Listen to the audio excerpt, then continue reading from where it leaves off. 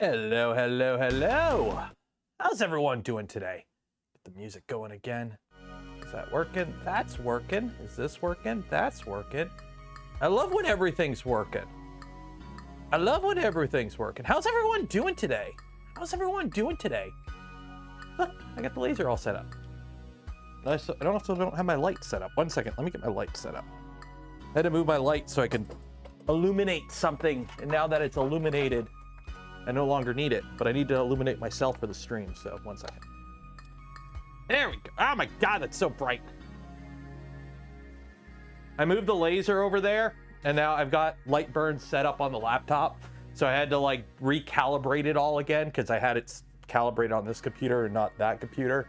So I just got my light to get it all calibrated. I was in the middle of some calibration. Somebody kept coming in to annoy me, and I was like, I'm in the middle of calibrations, and they kept coming and asking me questions, like they wanted to talk to me.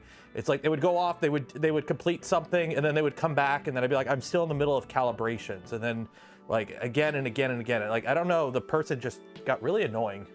I think they work with sheep or something. How's everyone doing today? How is everyone doing today? It's Friday. It's Friday. I see a nice extractor setup. You mean the hose that I shove outside the door? This is my fume extractor setup. You ready? I open the door and I shove the hose outside. I'm Norwegian, allowed to use y'all. I mean, I'm Canadian and I use y'all, so use peoples. Hello, folks. 6 more hours of work. Ooh. Man, I'm thirsty today. I am thirsty today.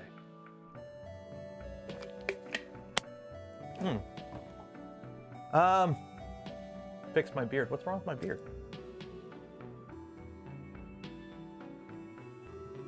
What's wrong with my beard? It's a little scruffy looking, but maybe I should print a brush and brush it. Stay hydrated. It's very beardy. I just got a shower and I got a different beard oil. I'm trying a different beard oil, and it's making it a little poofier than normal. I'm looking at the camera, like I'm looking at my screen. Yeah, it is a little poofier than normal. It's a little bit more voluminous. I have that shirt. It's actually a nice shirt. I will say, Big Tree Tech actually did a pretty good, like, in terms of the design. Like, this is a shirt I don't mind wearing out and about. Like, you know how some companies, they make merch or product shirts or swag, and it's like, yeah, that's cool, and I'm gonna buy it, but I'm not gonna wear it out and about. It's like my E3D nipple nozzle shirt. For those that don't know, E3D makes nozzles for belt printers for the Revo, and they are very pointy. So I think it was Pooch made the joke that they were nipple nozzles, and that became a thing. And then E3D did like a short run of shirts for it. So I have a nipple nozzle shirt, and of course they're in the obvious position, but I'm not gonna wear that out. That's a winter shirt. You wear that shirt and then you have a sweater over it because you don't really want to be walking around the mall with that. I mean, some people do, I don't care, but this is actually nice. I like when companies do merch that, like, if you know, you know, but if you don't know, it's still, hey, it's a cool little tech design. So, see, sleeves seem short. The only downside is you will notice a lot of companies in our industry are on the other side of the ocean and they have a different sizing.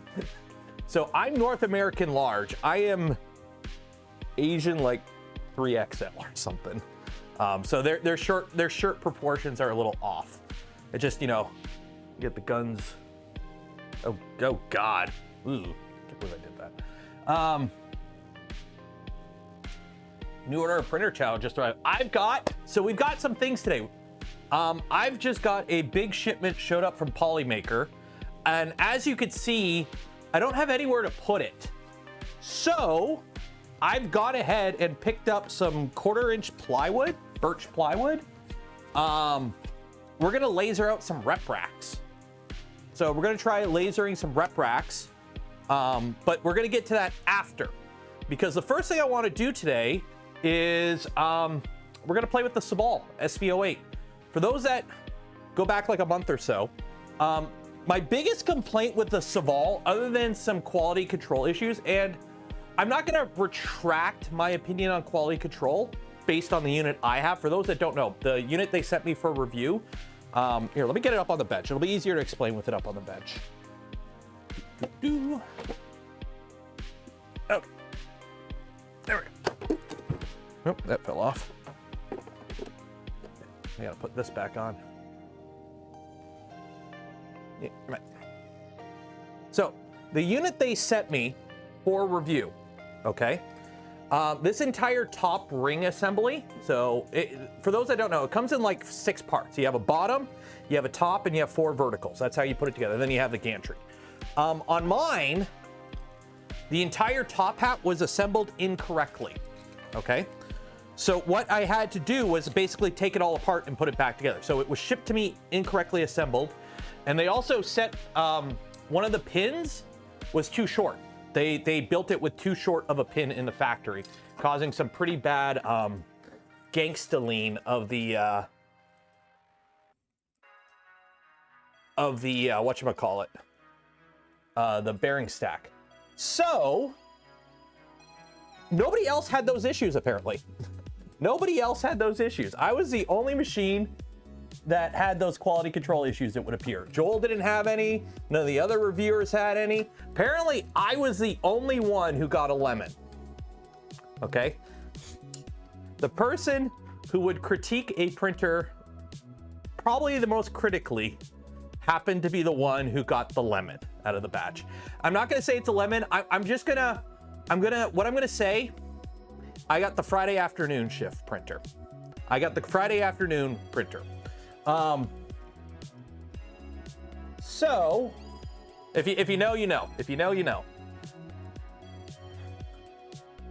Any idea what version of the firmware? That's the other thing. I was sorely disappointed with the firmware on this. This is, okay, I think, you know what? Hooray for Marquise Brownlee for ripping out, like ripping on companies. And by ripping on companies, judging them normally and fairly. I really think we've got to stop babying 3D printer companies and accepting incompleted shipping. I really think that's a thing we got to stop doing in 3D printing. I know we've been dealing with it for years. It's part of this hobby, is half the shit we buy sucks and we have to fix it. It's getting really annoying, especially as somebody who critiques and reviews 3D printers, to constantly go, yeah, it's incomplete. Because let's be honest, how many printers have shipped? Even throw proofs in it, okay? How many printers in the past 2 years, like flagship big launches, shipped feature complete? How many printers in the past bit? Why did I do that? That's gonna be a pain to get out now. Anyways. Like it just kind of, you know, as somebody who's like constantly, you know, taking a look at new printers, it's like, yeah, it's great, but you know, this is incomplete, this is incomplete, this is incomplete. A1 Mini? A1 Mini had a pretty good launch until the A1 came out, which was better in every way for $100 more. But then they dropped the price of the A1 Mini, so it's a little bit better now. Oh my God, I feel sorry for anyone who bought an A1 Mini at pre-price drop price. Let's just leave it at that. So anyways, SPOOL has finally updated the firmware for this. Let me find it here.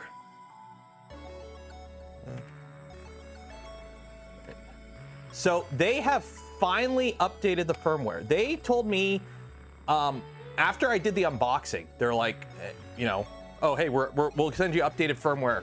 And if you went to their site, I actually checked their site last night because Joel was unboxing his. And I'm like, hey, Joel, do you have new firmware? He's like, nope. So I actually went to their site, and when you clicked on this, it wouldn't load. Now, they actually finally have new stuff. So we have new firmware. We're gonna try it. That's what we're gonna do. I'm gonna see, I've never flashed it. I have no idea. I'm gonna see what their instructions are for flashing it. I'm assuming they're doing the, just reflash the SD card and send it. but I don't know for sure, so we'll find out. I ordered an A1 recently, still waiting 11 days till it gets shipped. Apparently people are like, they have it back up for sale, but people are still waiting on their replacement beds. That seems kind of weird, but it is what it is. That does not seem some tinkering to get working with the exception of the Bamboo Lab. I will say, honestly, the Bamboo X1 and the P1S launches were pretty good. The P1P was totally, let's be honest. Okay, we're gonna have a little powwow, bring it in here. Let's be honest, the P1P was a, oh shit, we need to get a cheaper printer out on the market. Let's be honest. Because the P1P is a P1S without the enclosure. That's all it is. Because I don't know if they just didn't get the tooling done in time to make the enclosure for the P1S or something. I don't know. But like, what the P1S shipped with just like bare extruded sheet metal and bent sheet metal, like you could tell that was a, oh shit, we need a cheaper product out in the market. You can tell. The P1S is fine. I got nothing against the P1S. Go buy one. It's actually probably one of the better all-around entry-level printers. But like, oh my God, the P1P, you could tell that was, oh shit, we need to get something out there that isn't, you know, $1,200. They stiffed them. Well, what happened was they wanted to come out with panels, but Bob lost the box of panels in the back of the warehouse. So they launched it as the P1P, and then a couple months later, they found the box of panels, and they relaunched it as the P1S. They're the same printer. Even the X1 is the same hardware. It's just the software is slightly different. I am thirsty. I am thirsty today.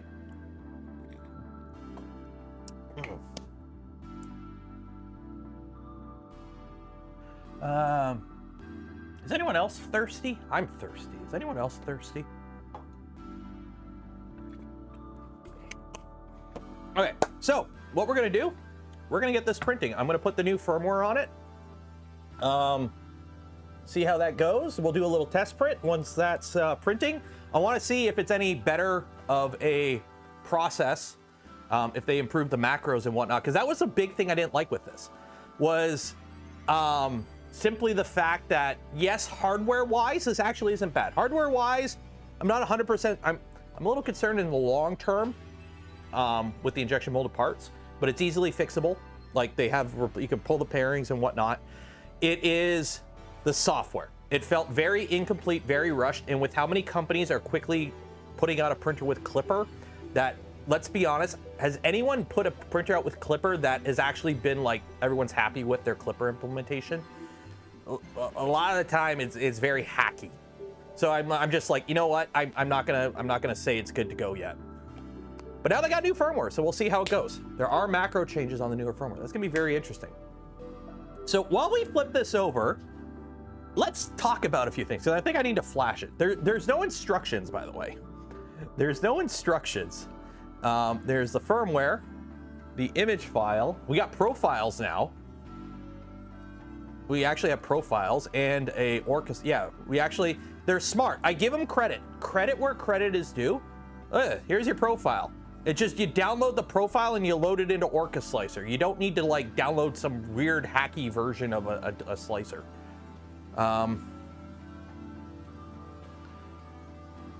Did you replace the gantry? No, I have the other gantry they sent me, but I don't need to replace it. It was one short pin that you can see which pin it is. It's this one. This pin is a little longer because I just grabbed one of my stock pins. Yeah, I'm guessing it's just, you take the SD card out, you flash it, and you move on with your life. Oh, shoot, I forgot to ask. Somebody on my Discord, who is it, has a commercial one of these. They actually bought a retail version. Who is it? Let me find them. Let me find them in the Discord. Who is it? Somebody got theirs. Additive. Who was it? Oh, Donut Cat. Hey, you there? Donut Cat on my Discord has one of these. Sorry if I'm outing you. Let's be honest, at $450, it's not a bad price. But I don't judge printers on their pre-sale discount price. That's not fair.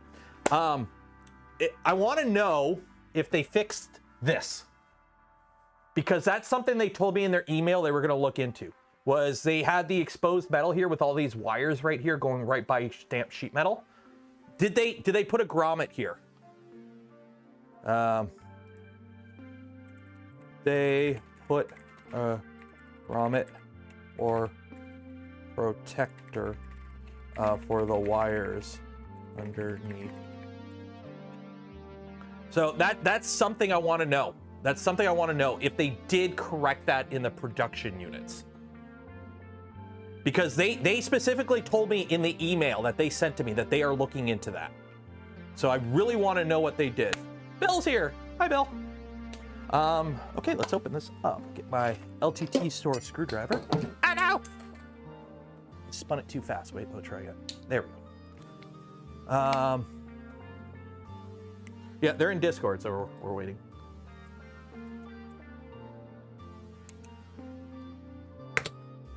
Can I confirm the SV08 sheet is 355? Let me grab out my metric tape measure. Yeah. It is. It's 357. It's 357 wide. So while I'm doing this, while I'm getting this panel off, if you haven't yet, enter for your chance to win a spool of Polymaker filament. Every stream, we give away a spool of Polymaker filament, and this is a stream. So we're giving away a spool of Polymaker filament. So enter for your chance, link in the description below. And then there was something else I wanted to talk about, but I can't remember. I'm so thirsty today. So thirsty.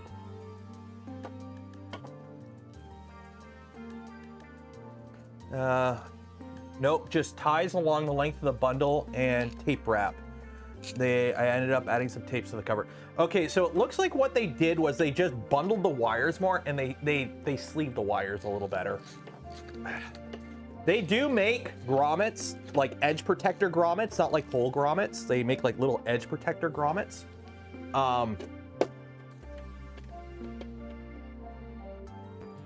But it looks like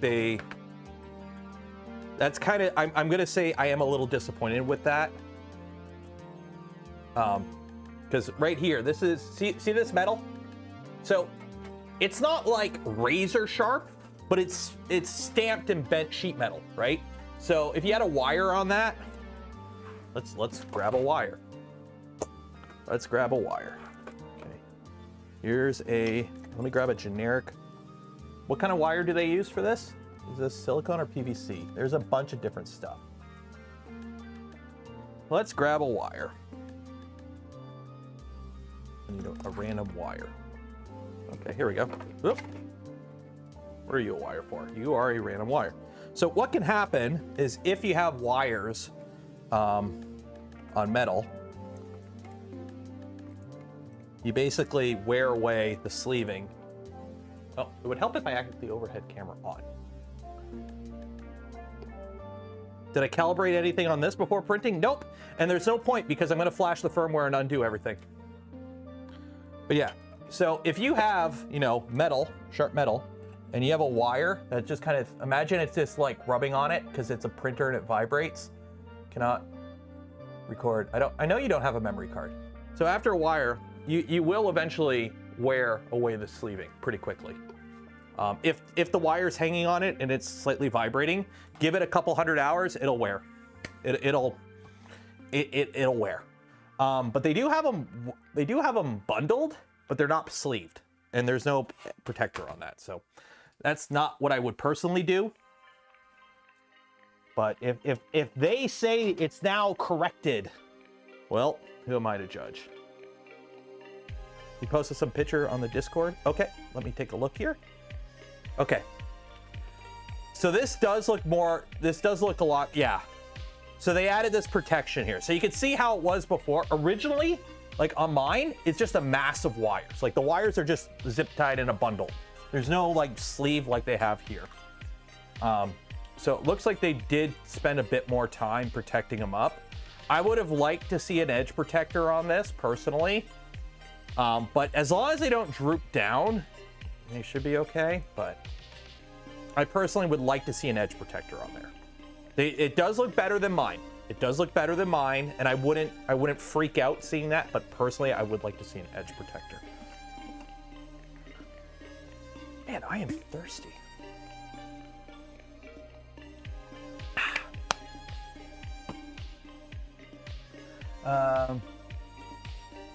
That's a check. Well, as long as it doesn't droop down, that's the thing. At least they addressed it. Yeah, and that's the other thing is the, actually, how do I flash this? Shit, how do I flash this? I've got the integrate. I got the eMMC. I don't have an SD card on mine. How do you flash it? How do you flash it? Firmware. Image file. Put the file on a USB stick. Okay, so we'll do that. Do I have a USB stick out here? That's actually a really good question. I might not. We'll see. Probably like Crealis. I'm just, there's no,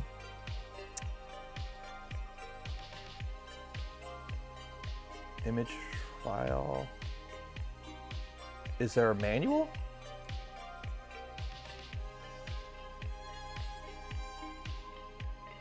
Update notice. To upgrade, okay, use of all activate package, modify the HDMI screen logo requires mirroring. Update steps of precaution. After the use this format, copy the dev file, insert the U disk when the machine is powered on. During the firmware process update, the screen cannot be operated. Wait for 1 minute and 30 seconds. The screen will restart and the firmware update is complete. Okay, so I use Saval update package 415. OU. Okay. Oh, wait, what is OU? Okay, there's,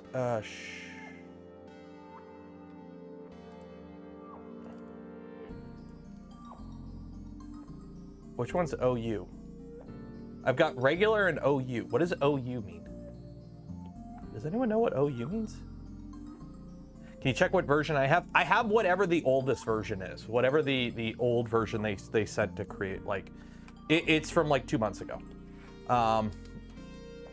What does OU mean? It 227 to okay. Original unit. Oh, yeah, you know what? Let me power it up and we'll see what version we're running. It's hard. It's gonna be hard to say though because I don't know. We'll see. We'll see. Power cable? Are you a power cable? You are not a power cable. I need a power cable. I need a power cable. That's a power cable. Original unit. Does it say OU on the board anywhere? How many people got in chat now? How many people have we got on stream so far? 390? Cool. Guess who has a new partnership thingy to announce? I wonder if you can guess what it is.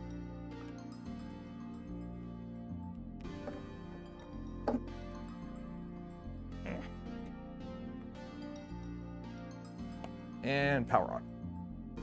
Okay, that's booting. I am thirsty. I'm very thirsty today. I wonder why.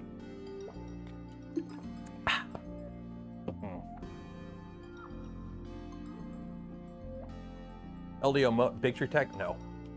Rage Shadow Legends. The paint manufacturer on my wall. Somebody's got it. Flexi Spot? No, that Flexi Spot's ongoing. The video should be out next week.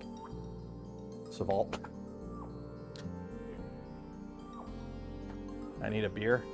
I need this nice, refreshing drink of Blowhole Blast. That's what I need. And guess what? And guess what? You could get some too. That's right, I'm doing a shitty segue to Gamer Subs.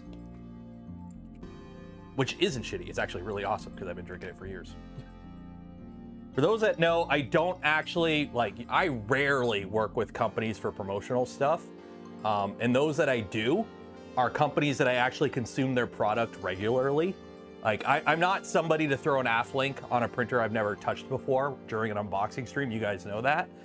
And I'm not gonna do some VPN service that I never use. So I'm on 207. So my firmware is from February. So I need to do this one.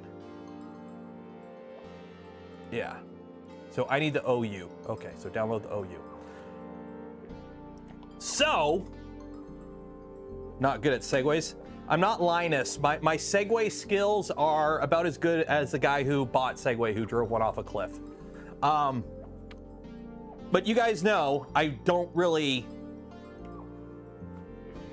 work or partner or promote with companies that I don't use their stuff, right? Polymaker. I use their stuff all the time. I got no problem working with them. Big Tree Tech, we work together, whatever. LDO, Jason is awesome. Now, we're adding gamer subs to the list. So, if you want to get some gamer subs, they make energy drinks. I guess they're energy drinks. I drink them instead of pop. I've cut down on pop. I've actually switched to like gamer subs instead of pop because it has no sugar. But yeah, if you want 10% off your next order of gamer subs, use code Canuck Creator. I don't have any overlays or anything set up yet for it. But yeah, they actually reached out to me. They apparently the one of the people who works for them happened to be watching my stream when I mentioned that I actually do drink their stuff, and they're like, hey. And I'm like, okay. So yeah, if you want 10% off your next order of gamer subs, I believe it's pretty much anything on their store. Yeah, use code Canuck Creator, or here, I'll spam the link. So there you go. I gotta do a personal flavor. I do not have that much credit. I do not have that much pull.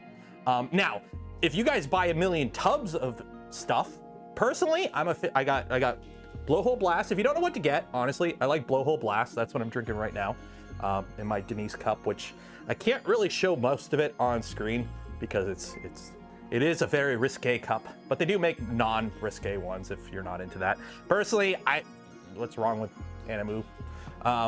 But you know, that and Brand Risk are like my two favorite. Brand Risk, Blowhole Blast. I haven't tried, apparently Meat Canyon's new one's pretty good too. So, maple syrup gamer subs. I don't know how that would go over. I don't know how that would go over. Nicholas, $4.99, cheers. Tried it under V2.4.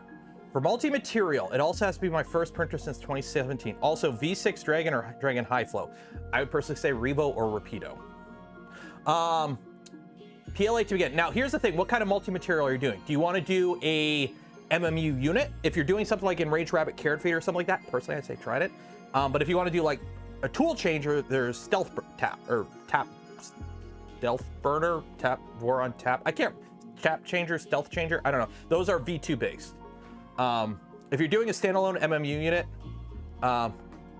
it's actually called Blowhole Blast. Well, it's, let me pull it up here. For those that don't know, you can, by the way, you can get a free sample. Go on GamerSups and get a free sample. Just click my link and just go get a free sample if you want to try it. Like literally, everyone can get a free sample. Just get a free sample. Just try it out, and if you like it, buy some. No, my actual favorite flavor, I've got a few, but the where is it? Yeah, Shy Lily's Blowhole Blast. It's actually really good. That's what I'm drinking right now. So this, and then Brand Risk.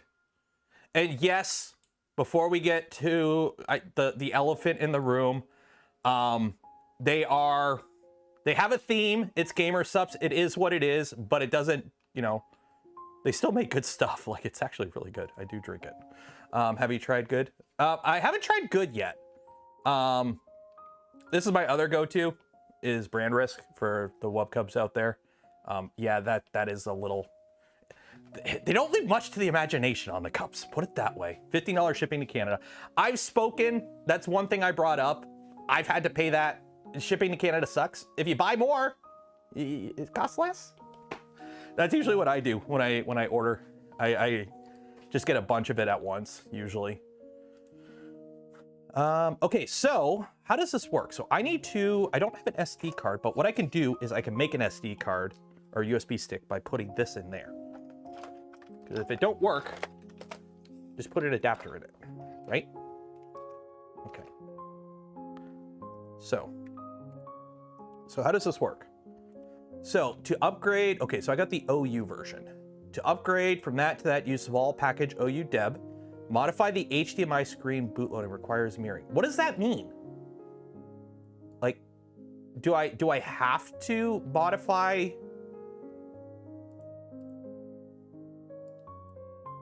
So put that in there. But what does it mean by modify the HDMI requires mirroring? After the U disk is formatted, copy the deb file, insert the U disk when the machine is powered on. During the firmware update process, the screen cannot be operated. Wait for 1 minute. That is indeed a brand risk. It's good stuff. It's like, it's a peach cream flavored, I think. There's actually, I cut out drinking, like, I used to drink a ton of Coke. I still drink like Coke Zero occasionally, but I've cut down a ton of Coke. I used to drink Coke and energy drinks, like Monsters, like crazy. And I've pretty much switched to this stuff. It actually is a pretty decent energy drink, and they make a non-caffeinated version. It tastes good. It's got no sugar in it. And unlike another one, it doesn't have lead apparently. For those that know about that, I don't know if it was ever real or if it was a meme or what, but this way, a lot of people that I watch have switched from one company to this one, and they all like this one, so. Diet Coke. I can't do Diet Coke unless it's a fountain drink. Unless it's a fountain. Fountain Diet Coke I can do. But like bottle, I gotta do Coke Zero. Coke Daily is horrible, both kinds. Well, here's the thing. Yes, it is horrible. I know aspartame ain't great, but you also know what's not great? Sugar. So it's kind of like, you know, pick one or the other. Everyone's got to have a vice. I'm a big proponent. Everyone needs a vice. Everyone needs a vice of some sort. Okay, so what do? Do I go information, factory reset, back? Okay, advanced. How do I control? How do I update it?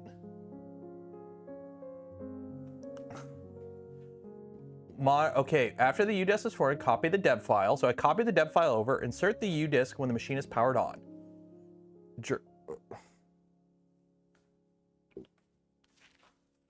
Okay, that's plugged in. How do I update it?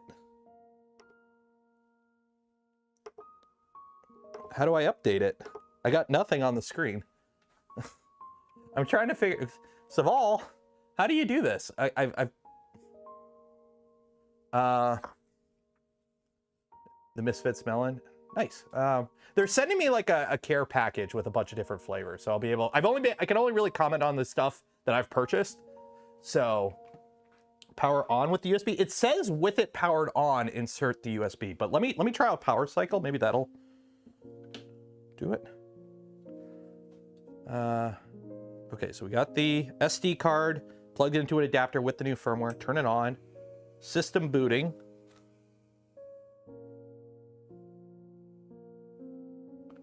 Why not use the latest? I am using the latest deb file. I am using the latest deb file, which is this one. And then, because I have to update, because I have the original one. I have the original one. So I don't know if you can do, because see how there's no update notice here? These ones say for updating like specific ones. So I don't know if I have to go progressively, if I can just jump to the newest one, because I'm running the original firmware. Did that do anything? Information. Oh, no, that updated. Okay. So that is, now we're on 232, which is from April 15th. So now let's do this one. Let's do that one now. So unplug you. That actually was really easy. That was actually really easy. It literally, download anyways. You just plug in the SD card and hit update. That ain't bad. There's always a problem. Scan and fix. Bare drive. There we go. Close. Okay. So delete that. Downloads. That's not it. Download. There we go. Okay. There we go. You go there. You go there. There we go. Joel, no, even camp work. They have a version. Did Joel update his, or he ran when it came out of the box? I don't know if they changed their slicer settings or what. Like, I don't know what changed between Joel's and mine. I think Joel has the same one I have. So I can't really comment on that because I don't know for sure. Can't you update from within the interface? No.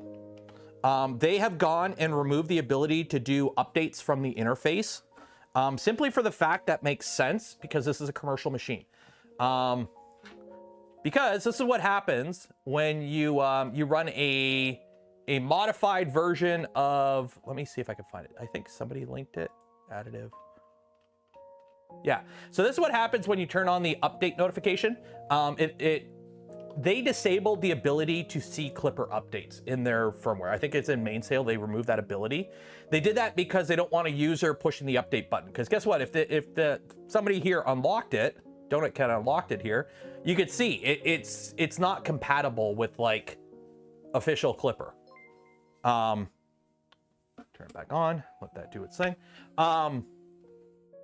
So it probably would run into issues if you were trying to run it with official Clipper. And probably have, you know, I don't know what they've changed to their version of Clipper. So if the user were to just update it, you know how sometimes a Clipper pushes an update that like just breaks compatibility with certain add-ons or functions or whatever, it just happens sometimes. That you don't want to push that on a commercial machine. You want users to only run like tested firmware essentially, unless, you know, the RB Dragons and off they go on their own. So it kind of makes sense to do that. But the downside is you're stuck waiting on them to push an update because, you know, it's already like you're getting all these repos are dirty, repos corrupt. Like it doesn't really like what it's running. Okay, let's see. Printers. Where are you? Rat OS. Where are you? Where is Saval? Do I have it? Oh wait, I gotta reconnect it to my network. Control. How do I get it on my network again? Filament, advanced, show IP. Advanced. I don't think it. Oh no, we are still on my network. Printers 128. Oop. If it did not, I'm actually gonna be impressed. Oh wow. Okay, I give them credit. They did it in a way where it doesn't actually overwrite the old firmware. I give them credit for that. The Magneto, when you do an update on the Magneto, you basically just reflash the SD card. So you have to like reset it up every time you do an update, which isn't that bad. It takes 2 seconds, but so this should mean everything is unchanged.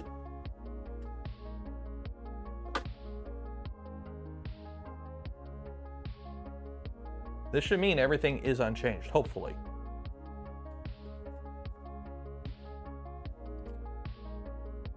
Belts are a little loose, but whatever. So the question is it gonna operate the way we want it now? Let's get this filament out. Let's get this filament out.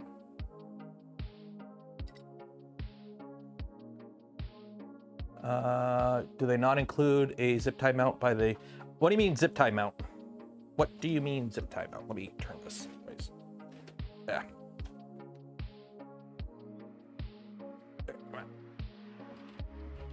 This is a big printer. Okay, what do you mean a zip tie mount? I don't have any zip tie mounts. Like I've got like, are you talking on the extrusion or anything? I got nothing. There's just the vertical one here that I had to fix because the thread's ripped out because it was tapped 1 millimeter thick. The launch one has, okay, that makes sense. Yeah, mine does it. Also, my light bar don't work. I crunched the wire. I pinched the wire putting this vertical on. So I broke it. So I resoldered it back together and the light bar doesn't work. So my light bar is dead. But let's be honest, it ain't that good. The light bar is pretty piddly in here. You could easily put a bigger one, go get a day glow stick and stick that in. But yeah. Okay, let's retract the filament.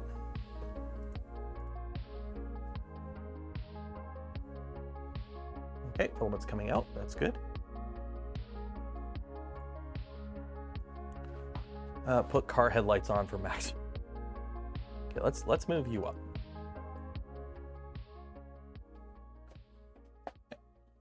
There we go. Okay, we gotta load some filament in here. Where are you going? Oh, I hit the wrong button. What are we gonna load in here? Where are we gonna load? Where am I gonna load? Oh, I think Creality gave me some. Where is the Creality stuff? Where did I put it? Oh, here it is. There we go. Creality Piper PLA. Covered in dog hair. Let's use that. Let's do that. It's white and it'll show up really good on camera. Yeah, there we go. Yeah. Get in your hole. Get in your hole. There you go. There you go.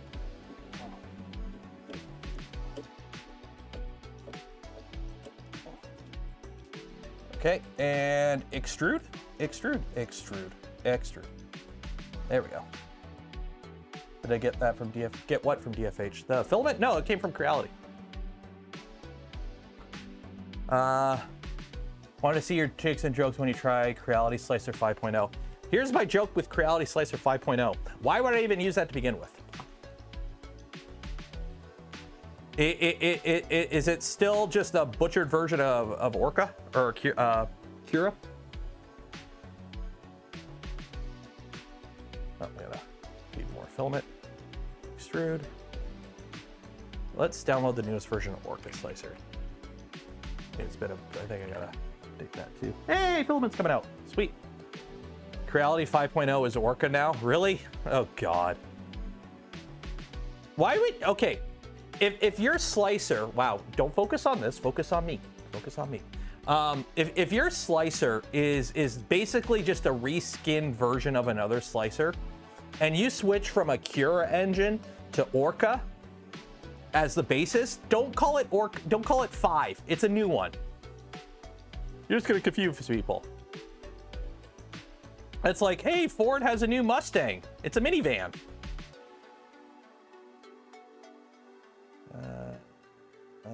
There we go. Windows installed. There we go. Okay, so we got filament out of it. Nice. So let's turn the heater off. And let's clean this up and do a QGL. Let's see. The Mach-E.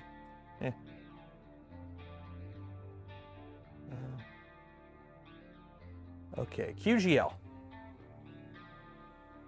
Bed heating. Okay, we gotta wait for the bed to heat up to 65. They did with the EV Mustang. They should, okay, the EV Mustang should never have been called the Mustang. They should have called it the Maverick. Simple as that. Instead of the Maverick being the truck, the little truck should have been the Ranger. What Ford now has as the Maverick, which is their small truck, should have been the Ranger. The Mustang Mach-E should have been called the Maverick. And then the mid-size Ranger shouldn't even exist because you're paying, what is it, 7/8 of the price of a full-size truck for 3/4 of the truck. There shouldn't be the Ranger that they have right now. The Ranger should be what the Maverick is, and the Maverick should be the Mach-E. Should have been the name for the Mach-E.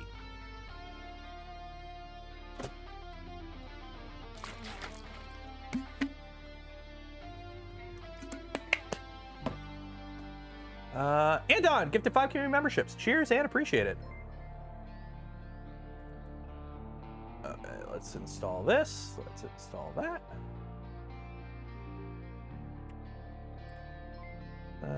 Orca Slicer is already installed. Do you want to update? Yes. I hate that it's a truck now. Well, here's the thing. The name doesn't matter. It's a marketing person decides the name. So the name doesn't matter, like in the grand scheme of things. The F50, like, would have made sense. They wanted to compete with the Tacoma. They don't need to, because here's the thing. Trucks aren't small anymore. It's so annoying that you can't get a small truck anymore. Because I was looking into getting a small truck before I got the what I do have, which is a, yeah, Crosstrek, Subaru Crosstrek. I really want to know if it does the nozzle. I really want to know if they got the nozzle fixed. Because see if they actually do a nozzle probe. That is going to be really interesting if they actually do a nozzle probe as part of the macro. Went HRV over the Crosstrek, didn't like the giant iPad in the middle and lack of physical. Same here. I got I looked at the HRV. I like the Crosstrek more. I like the Crosstrek more as a vehicle driving. And with like the discounts and the sales and whatnot, like I ended up going with the Crosstrek. Did I see the Rivian R3? I did. The problem is I can't justify like an electric car. It just, as much as I would love an electric vehicle, it just, the extra price you're paying could get you a much better spec'd vehicle plus gas for several years. Unfortunately, it is what it is. Excellent video by Fortnite. Yeah. Oh yeah. It's funny. Fortnite. I don't have a motorcycle. I would kind of like a motorcycle, but I also like living. So it is hilarious that I watch that channel all the time. I sub to that channel. I love every time a video from Fortnite comes out, I watch it, but I'm not a motorcycle guy at all. They just make good videos. Okay, so now let's see here. So now I gotta add, so file, import, config.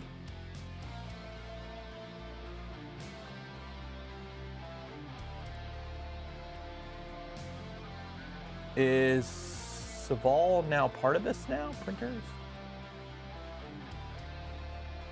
Rivian is gonna go bankrupt. I'll be honest, as somebody who has built molds for both companies, I personally would never buy either, but I think Rivian has a better chance of weathering the incoming, I think, EV standalone crash. I think standalone EV companies are going to crash. I don't think they're viable. I just don't think they're viable. I think they are way overvalued, and they're just going to get gobbled up by an existing motor company. Isn't Rivian part of GM technically? Like, isn't Rivian? Orca Slicer crashed. Oh, there we go. Isn't Rivian part of GM? Small. QRS, SPOOL. Okay, there's no SV08. I downloaded the profile.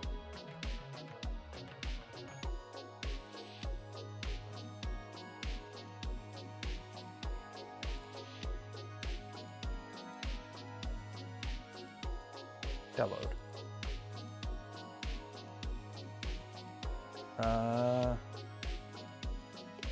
Plug-in hybrid.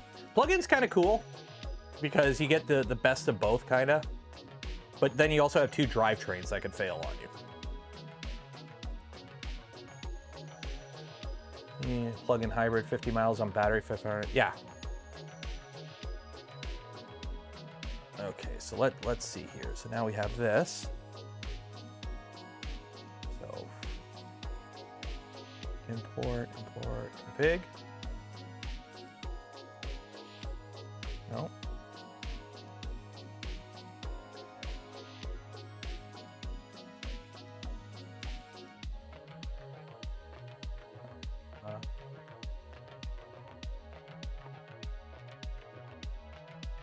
SV08 with a 0.4 nozzle. Open? What? Is this not working? Am I doing something wrong here? It's a JSON, right? How come I... Like, they have their own version here. Like, download. Oh, that's Orca. That's Orca. You reload Orca. I gotta reload Orca.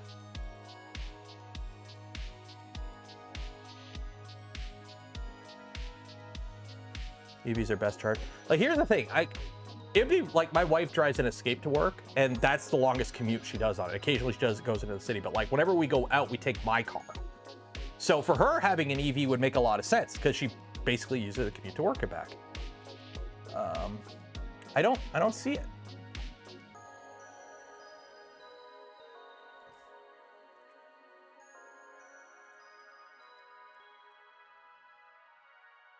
I don't see it. Am I missing something here? SPOOL. I don't see it.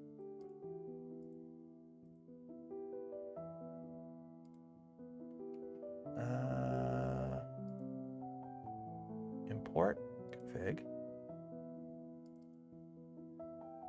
0 configs. SPOOL.json file. That's what I did. I am trying to SPOOL.json. It's not working.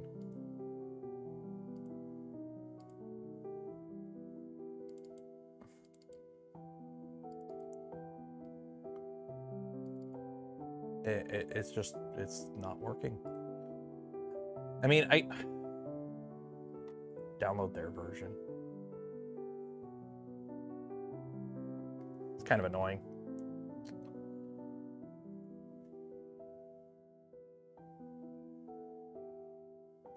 Okay, I did give him, I tried to give him credit for going, hey, you can just download our thing instead of download suspicious file. That's always good to see when you download something that's like, ooh, is this a suspicious file?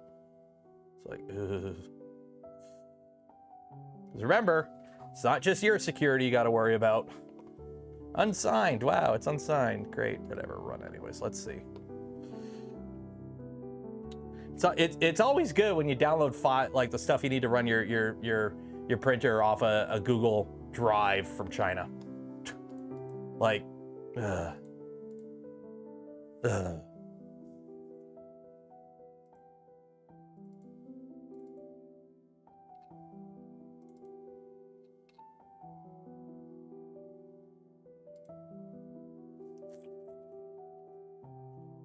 Grab somebody's profile. Well, what I'm going to do is I'm going to download and install their version of Orca Slicer. I'm going to launch it. I'm going to export the profile and then pull it into normal Orca Slicer. Hopefully. Prepare. SV08. There we go. Okay. So there's the SV08. Okay. So do we own, okay, good. We have more than a PLA profile. That's good. Okay. What are we gonna print, class? What are we gonna print? We need something to print. What is a good test print? Let's see what's currently trending. What's currently trending? What's currently trending? Ooh, geometric wall art. Oh, that finished. Who won? That came out really good. That one came out really good too.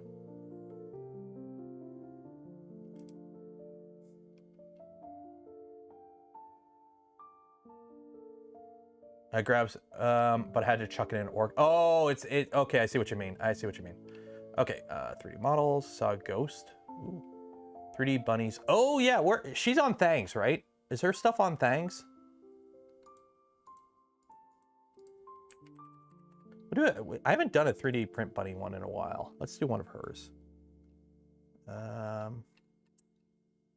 Popular? What is it? 3D print bunny.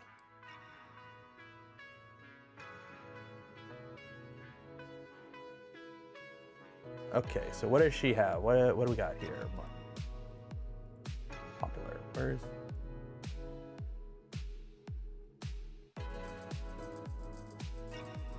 Let's do this. Download model. I forgot about this. Yeah, I gotta log in. 1 second. If you want to know why I don't use Thangs as much as the other ones, it's the fact you have to log in to use it. And I have 2-factor set up, so I have to like put in a 2-factor code every time I do it.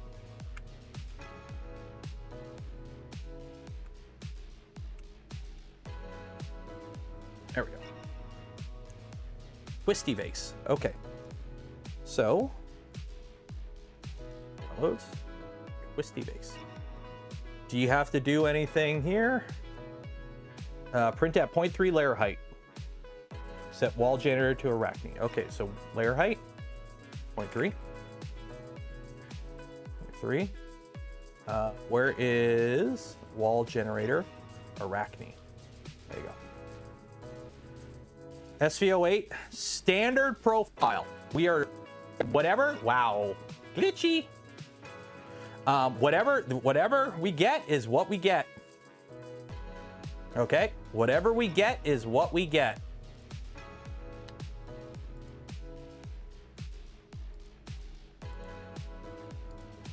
Load and print. Whatever we get is what we get, class. I really want to see if it does a nozzle probe properly. I'm also really thirsty because I haven't eaten anything yet today. Timing. Did my headphones just die the same moment that conked? Where'd the music go?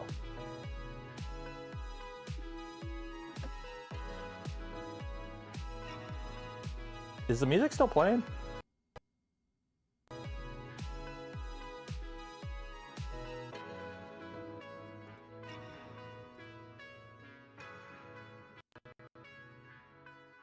Okay, that was weird. Some sort of like RF interference just happened. It homed, and as soon as it did like the clunk of it homing back there, my headphones just disconnected from my computer.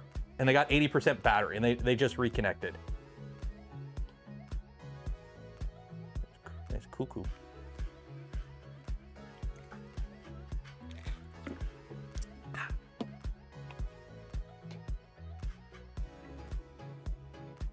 There we go.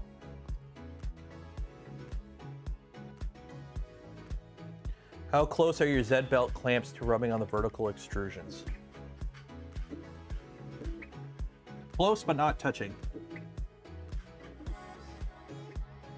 If they don't rub, they don't rub. It's simple as that.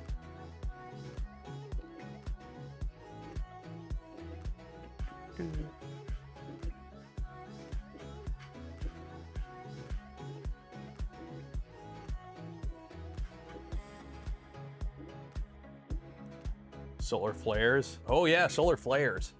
Clearance is clearance, right? Clearance is clearance, Clarence.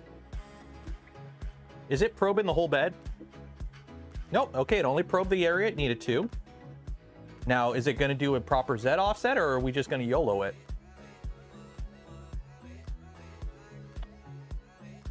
It's heating the nozzle up.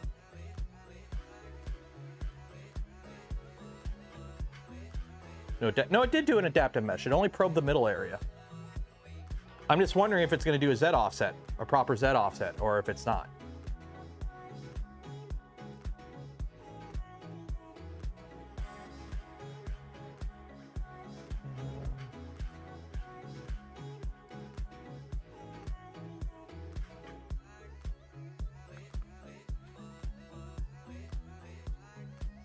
Aren't we supposed to, actually, speaking of solar flares, aren't we supposed to get like a really big one tonight? Or like a big solar storm tonight or something? Isn't the aurora supposed to be really bright tonight?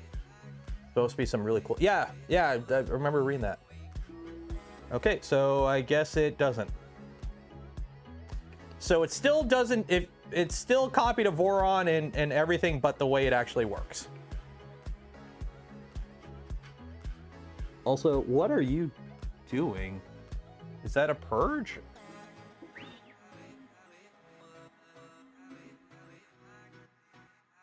Also, that Z is really high. Okay, my Z offset drifted like a mofo.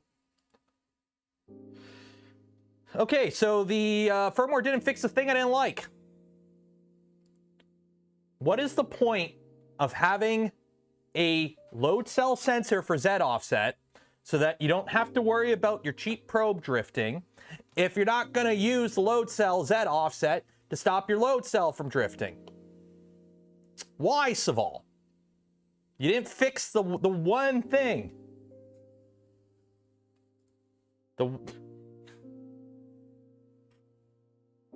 We figured this out in 2018, how to do inductive probes without them drifting by doing a fixed Z offset switch that this machine physically has, and it doesn't use it.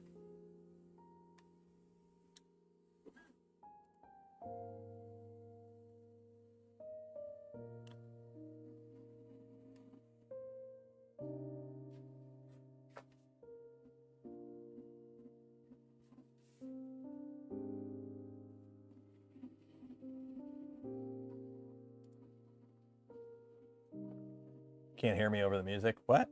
We're playing really quiet music. I don't even know if it's gonna stick. I'm gonna stop this print. This print failed. I've had to drop the Z 450 thou, or 450 millimeter. Where are you going? Yeah. That is no bueno. I'm not happy with that.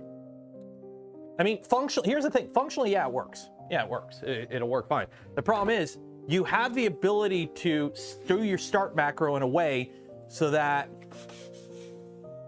the drifting from the temperature of your probe isn't a factor and you're not using it. It's like, why? That's what I mean by, like, I can't review this. It's not working. Like, this is like you bought a car and brake is acceleration. It's backwards. It's like it has the hardware, just not set up to use it the right way. It's like, why? Why? Why you do this? Why you do this? I've had to live adjust, like if the offset didn't change between during the update, which I don't think it did because it remembered my Wi-Fi credentials, I've had to drop my Z 450.45 mil. Okay, so now it's going to do the four corners, do a QGL.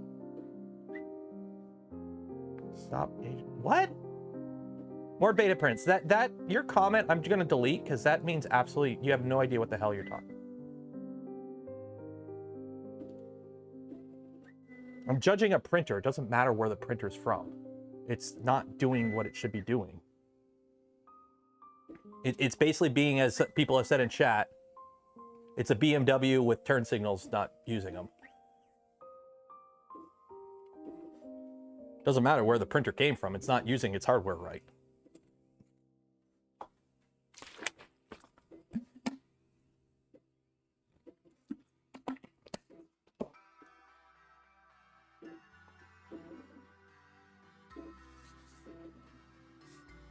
Printer.cfg. I can go into the, yeah, I can go into the printer.cfg. I can get in here. It's right there. I can do whatever I want. The problem is I shouldn't have to. If only there were an existing line of printers that use the exact same motion system as this, that, you know, had properly documented examples of how to properly implement the hardware that they could borrow from. Also, I forgot to put the bottom panel back on, so we don't have active cooling. So hopefully the drivers work okay without active cooling. We'll find out.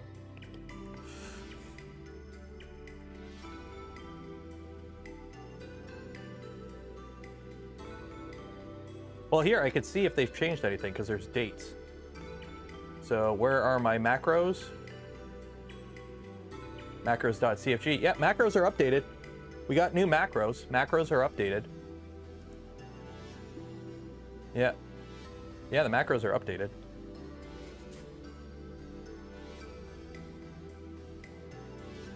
Just watch the MCU temp.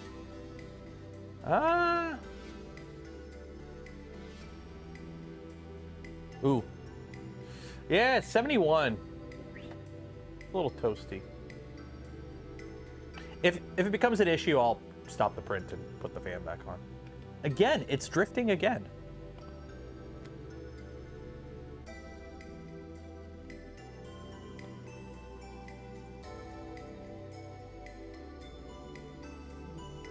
See if that works. Maybe another 0.4.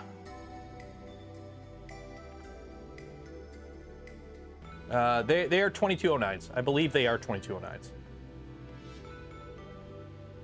Are we okay? Is that going to stick? That might stick. We might be okay there. Can I do a difference between the old and... I don't have the old ones. It overrid them. They're gone. I have no idea what the old ones were. But the thing is, the way it should start, it should do your QGL. You should not be using the inductive probe as a Z offset at any point during this process. You do a QGL, you home with the Z, you home with the inductive probe to ensure that the machine actually homes. You do your quad gantry level with the inductive probe.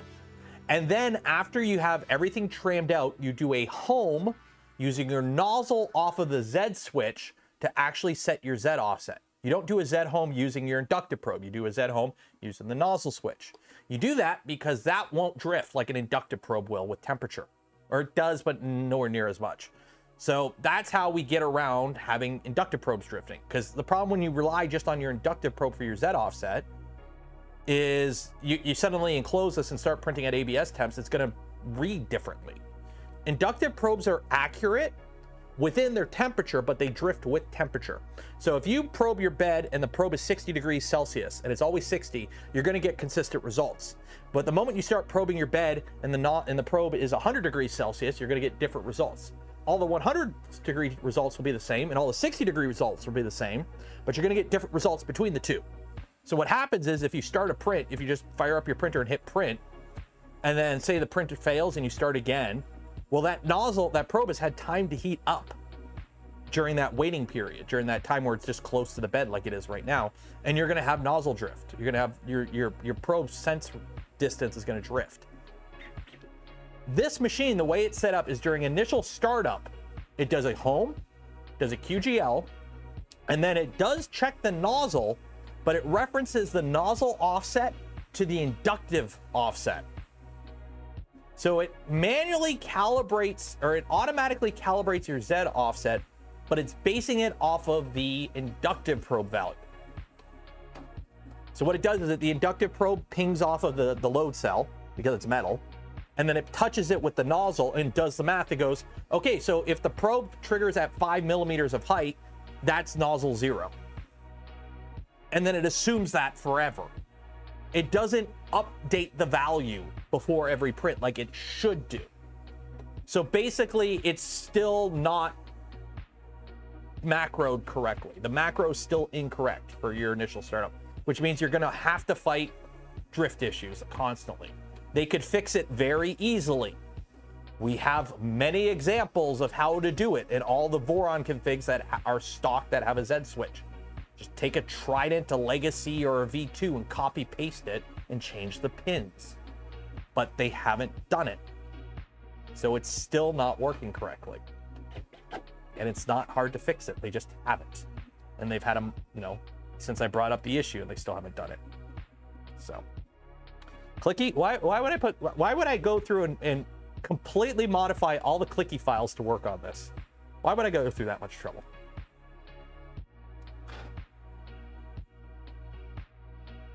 Is the macro incorrect, or is it? I don't even know, but here's the thing. I'm using their provided updated slicer profile and their provided updated firmware. So somewhere along the line, they either went, oh, this is how it's supposed to be, and they're completely ignoring the hardware that they have, or they didn't test it. And I don't know which one's better.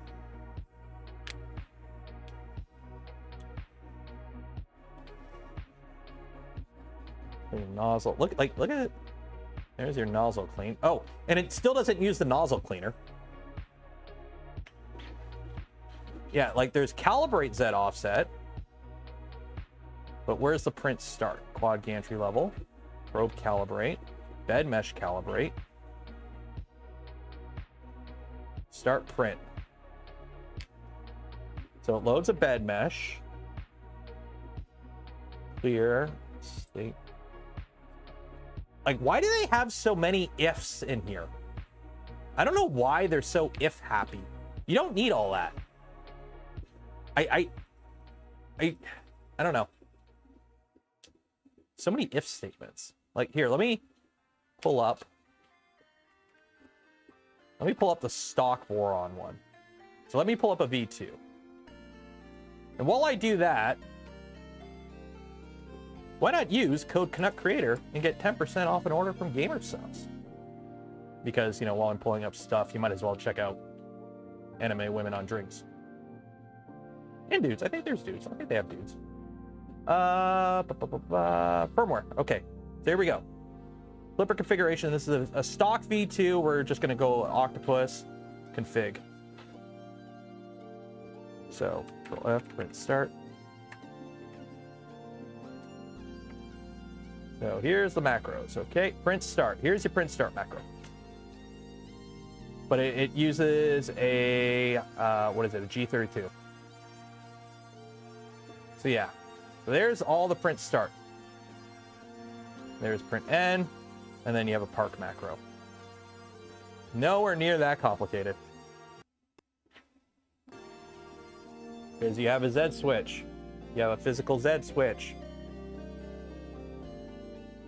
Unless, have we updated this? I don't think we've updated this for tap yet. I don't think this uses tap. I still think that does the stock setup tap now? I don't think we've updated it to tap.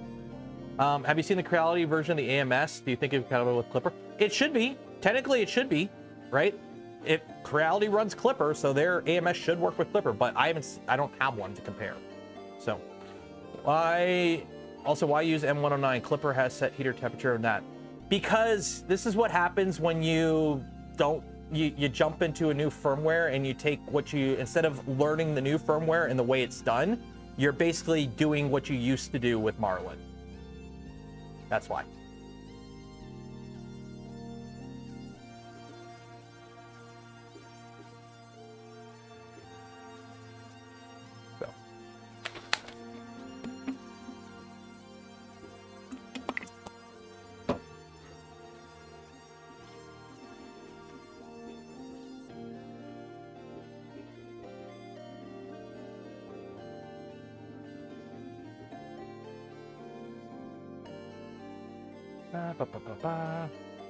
I bought this that someone will fix it. Here's the problem. I honestly, at today's day and age, I hate that mentality. It is getting really annoying in 3D printing, especially as somebody who works with 3D printers, of just getting machines that have issues out of the box and everyone's just accepting of it. Like, it's getting really, like, I can understand, you know, a budget cheap machine, but this isn't a budget cheap machine. Let's be honest. This isn't a, you know, let's pull it up right here. Okay. It's a $700 machine with the enclosure. Okay. Like this is P1P, this is Bamboo P1S territory. Okay. Plus shipping. So it's a like, you can't look at this price because it's not enclosed. This is SV08 with the enclosure. It's a $700 machine. And if you want a touchscreen because you're crazy like that, it's $769 with all the nozzles, because it uses proprietary nozzles. Like, yeah, and also it's $700. It's on sale from $800. At $800, in my personal opinion, the only thing this has on a P1S is build volume. Gaming hardware market now. Ahem, the MSI Claw again. Ew, MSI Claw. Ew. Ew. Why would you get an Intel-based handheld? Ooh. Just get a Steam Deck OLED and move on with your life. It's so good. Paid $800 for my Voron 2.4, which uses V6 nozzles, has a full 2020 extrusion, and good quality. There you go.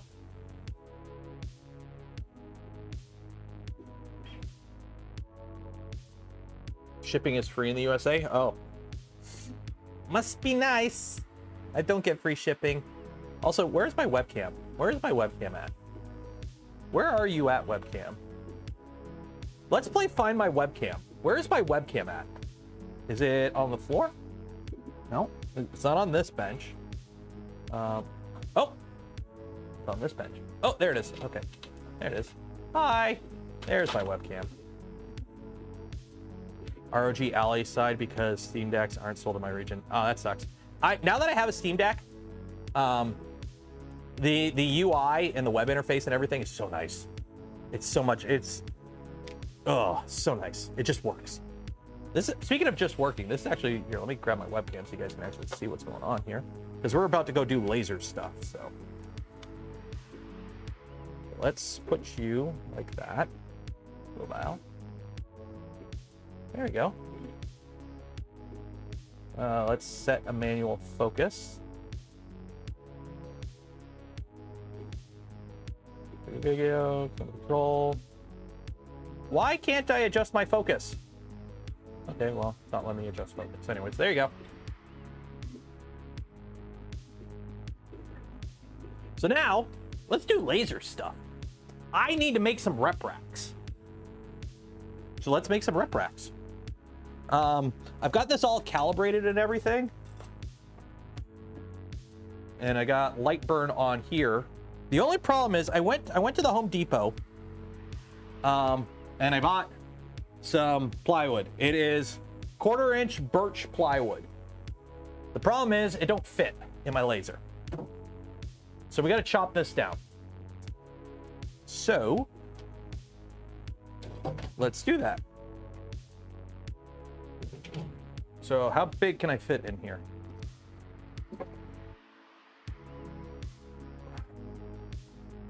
Like 18 inches? Let's do 18 inches. Let's do 18 inches.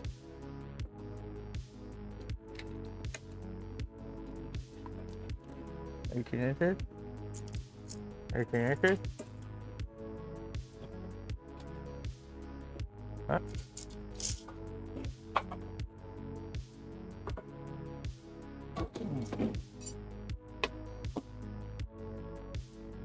Right about there.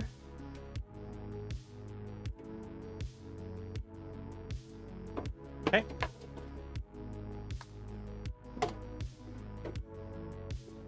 Are you leaving the spools on the rack open and uncovered? You don't?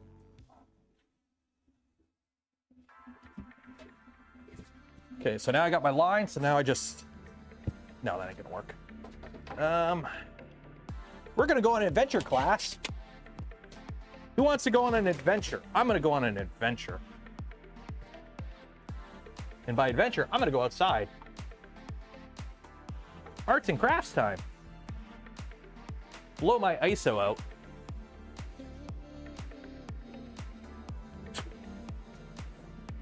Ah. See, what I should be doing is wearing my apron.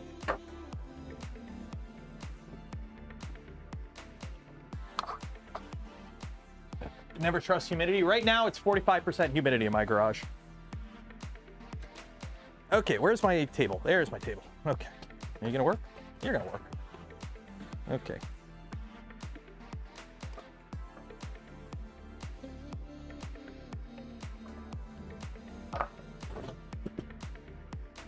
There we go. Okay.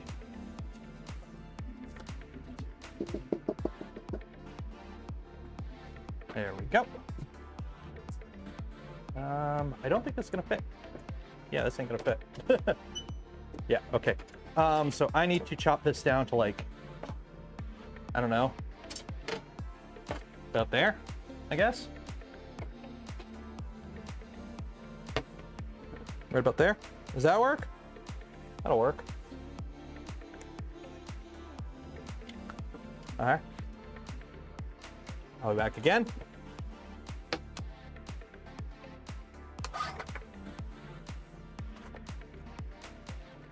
Okay, and then we're outside. I don't know if you guys can still hear me. Can you guys still hear me? We're doing arts and crafts. There we go. There we go. Okay. There we go. Behold, wood. I have wood now.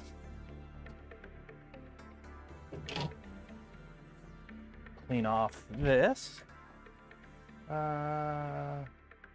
Audio's fine right now. 73% humidity. Ooh. Okay, sand this edge.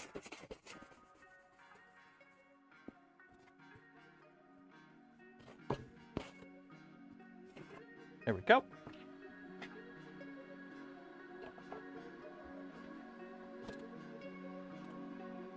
I don't know why I closed that. I'm going to need it in a second. Get the soft focus back. You want me to put some Vaseline on the lens?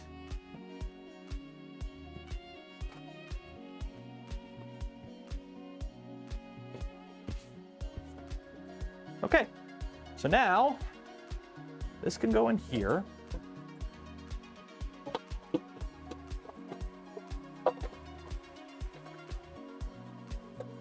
Okay.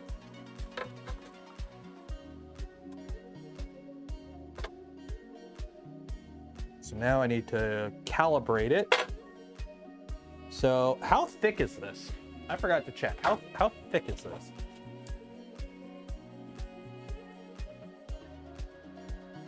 Six millimeter. Hopefully you can cut through this. How am I handling the exhaust? Out the door. So 4 to 6 millimeter basswood. Well, this ain't basswood, but we'll do 4 to 6.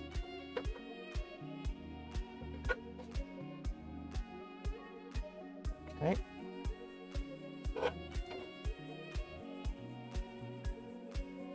Okay, so that's good there. So let's foam all.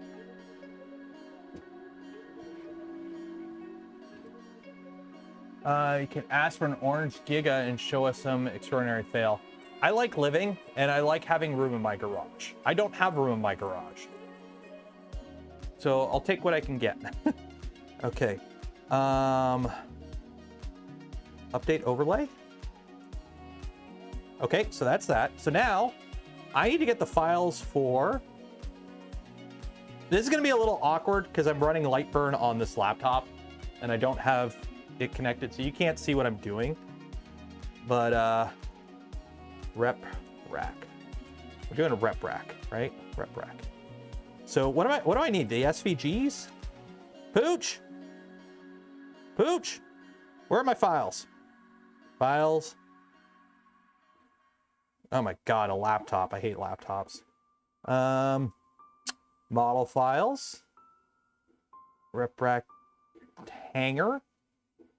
I'm assuming the hanger is a DXF. Hanger profile for laser cut. There we go. Okay, so we download that. And then file. Import. Downloads. Reprap hanger.dxf. Okay. So now we have that. I know you can't see.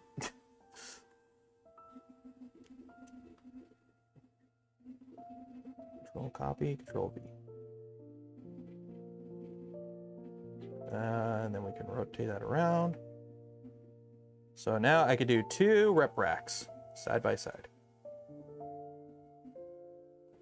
Okay, so let's see. If I move you all the way up to the front, let's update the overlay. Okay, cool. So you go there.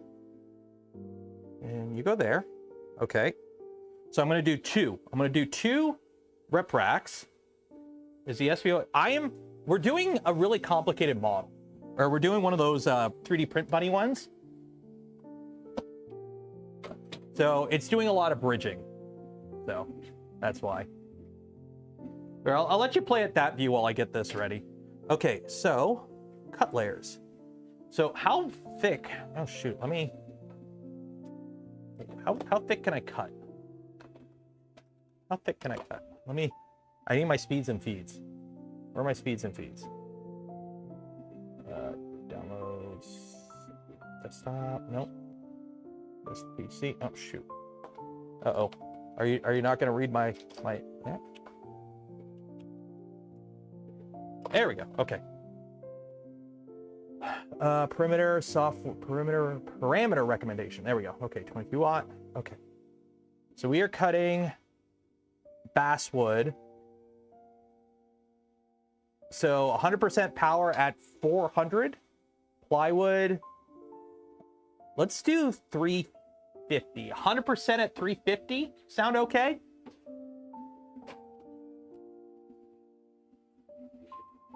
So we'll do 350 at 100% power. It's a line, and we're using air assist. Okay.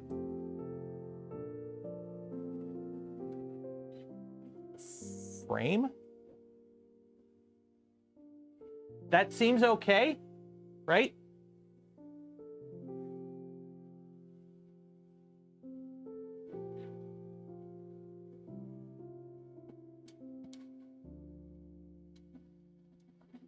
That seems okay, right? Update overlay. Okay. Frame. Enclosure is not out yet. They don't have the enclosure for this out yet. That's kind of disappointed, I'll be honest.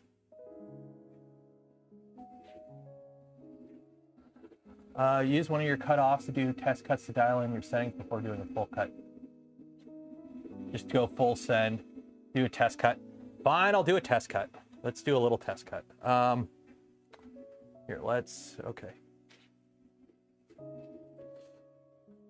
How can I have multiple windows open?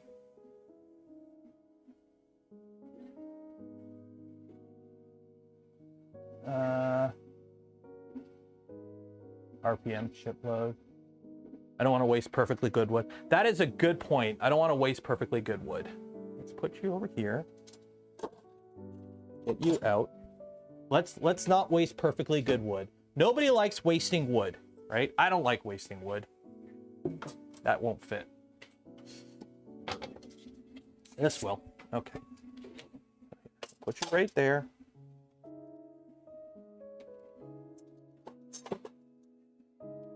Okay, update overlay.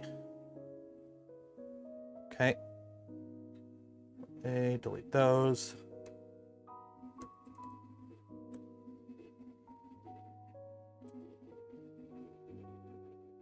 Why? What?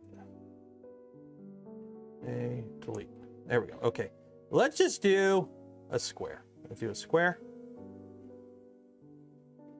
with the text in the middle.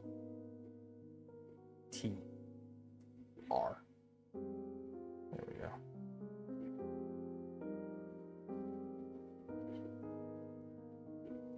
Okay. Cut layers. Okay, so this is going to just be a test. So now I got to run all my hose outside. Run all my hose outside. I probably should shorten this hose, but not today. That's a future me problem. So I just take all this and I just go blah. And then my neighbor goes, "Why is your house on fire?" Go. That's outside. Easy peasy. Close this up. And hit frame, make sure. Oh, I gotta home it. Home. See how this goes. The SV08, everything is great so far, wonderful building. That's good. The building experience wasn't that bad. Mine, I just had the downside where mine was faulty.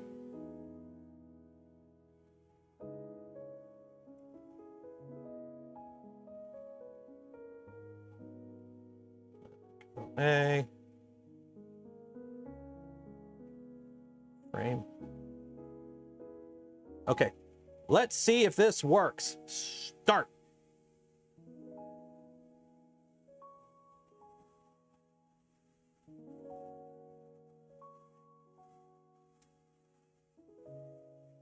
By the way, I got a new hose, so the pump is behind now.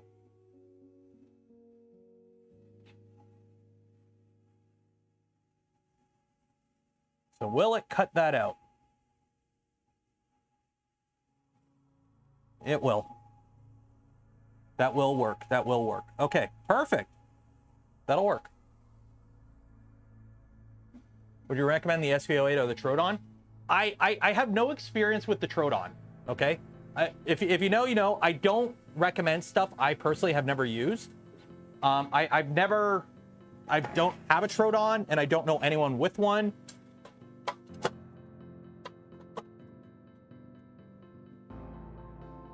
Ooh. Almost. It cut out that, but it almost cut through the wood. Okay, so maybe I gotta go a little bit slower. So if 350, like, you could see how this is the back of it. You could see there's a few spots where it didn't quite make it through. Oh. Where'd that go? Oh, there it is.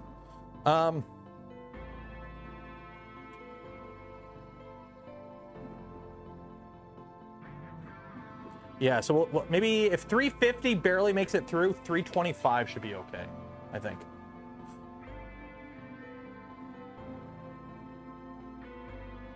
Right, 325 should be okay. There we go.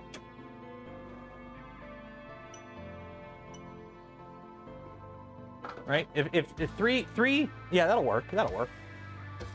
That'll work. Okay, so now we put this back in here. All the way to the front, goes there. Update overlay, camera control, update overlay. That's that. Put you right there. Hit home.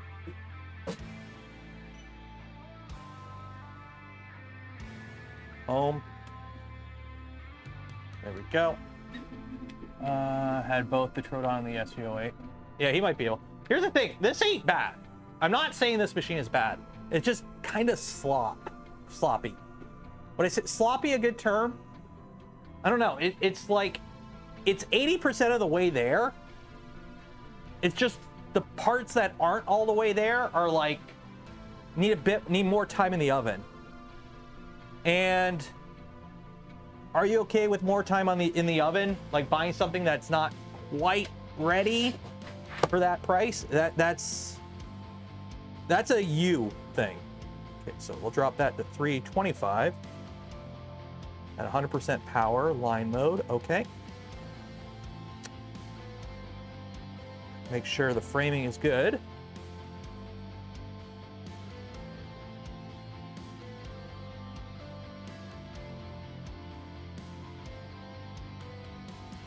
And class, I'm a fire in my laser.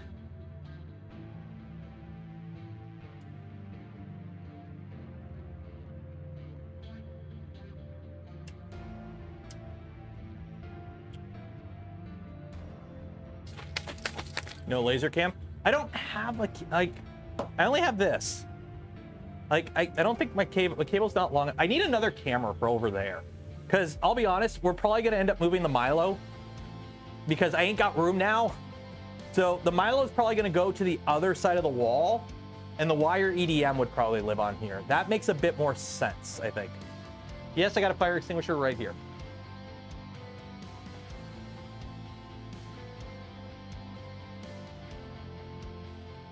Yeah, I've got a fire extinguisher right here.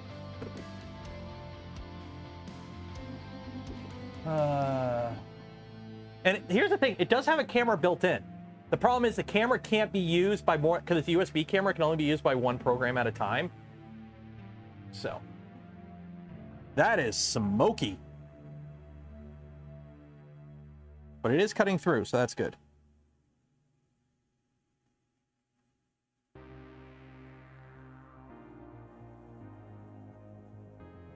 don't know why it's doing a double pass there. Maybe it's just the geometry. Okay. Today has sucked so far. That's not good. Does the SV08 have a cam? Yeah, the SV08 has a cam. 1 second here. Where'd it go? Where'd it go? There you go. Close that. Dashboard. There's the SV08 cam. Problem is, this is a better camera. There you go. J Tower, $5. Cheers. What does the Orca Slicer Start Machine G code look like? Let's take a look.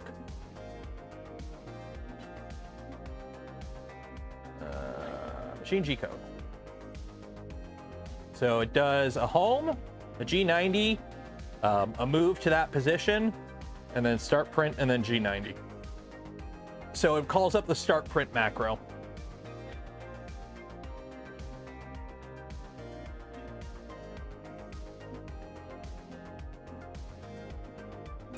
If you use maple or oak, you can use the exhaust to smoke a brisket. I mean, I toasted some bread using the laser, and let's just say it didn't taste good.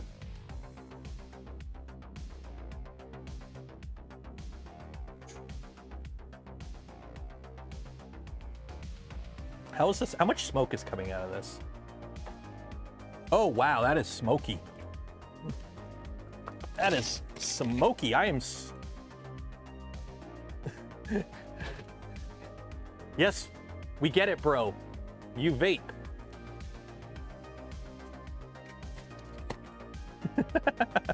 That is... Yeah, I better hope my neighbors don't, like, think my house is on fire or something.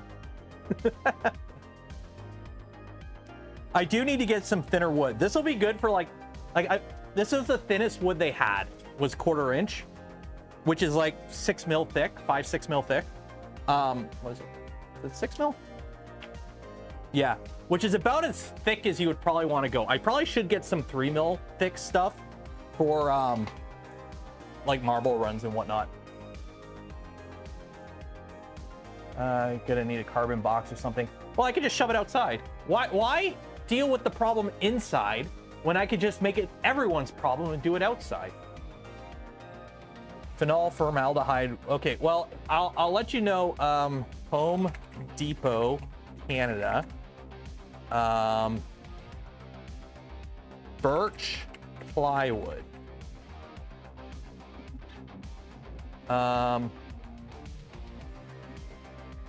So this is what I'm using.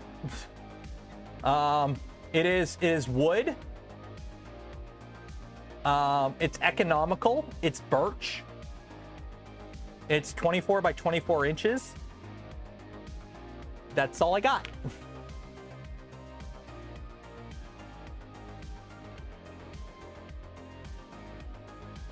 That's all I got.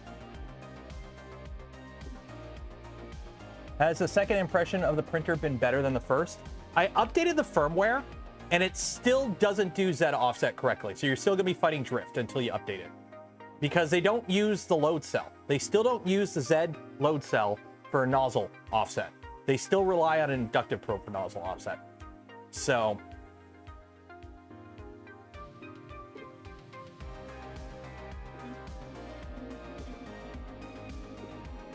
Mr. Bezos will have you supply with some 3 mil in a couple days. Yeah, I know. We have some on Amazon. I checked. I just didn't get any.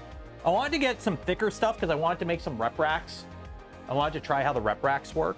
So, does the extruder have a spinner on the back? It does have a spinner. It is super cool because it's got a spinner.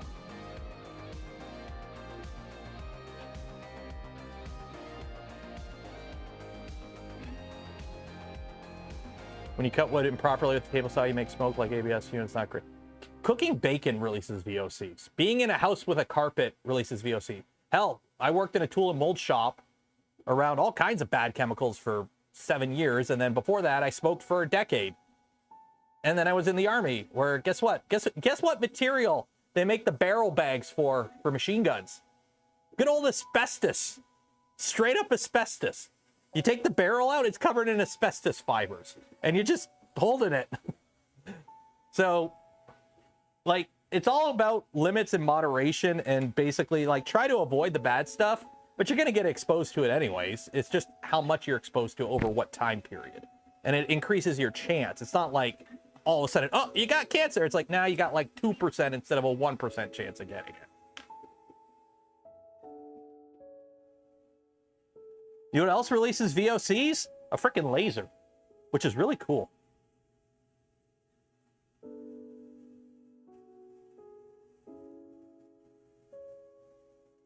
Here. I'll get you some video.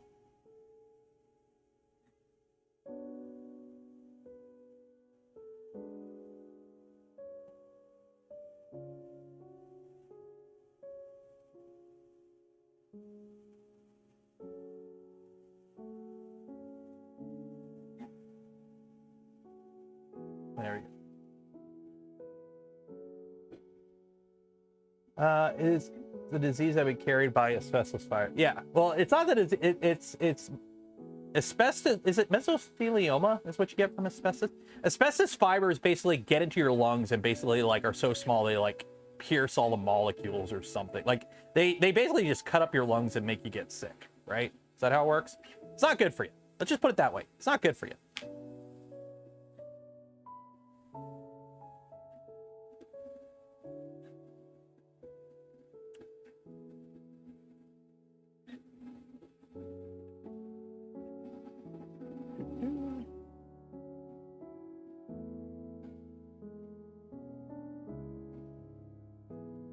I gotta wait for my phone to update the thing I recorded to my drive so I can show you the video of the laser doing lasers.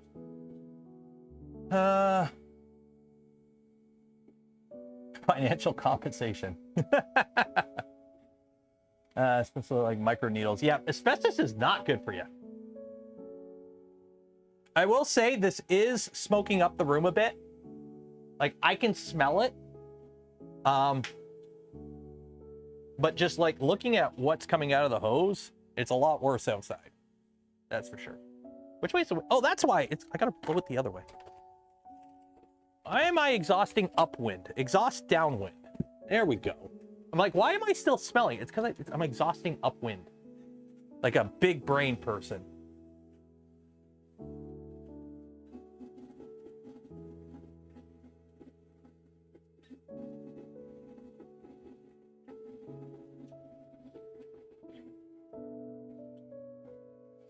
There we go. This is actually coming along pretty good.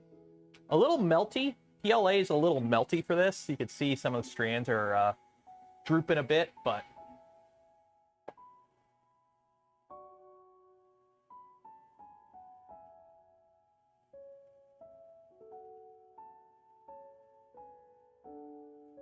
I'm trying to remember. Makers, Angus was saying something. Let me see what Angus was saying.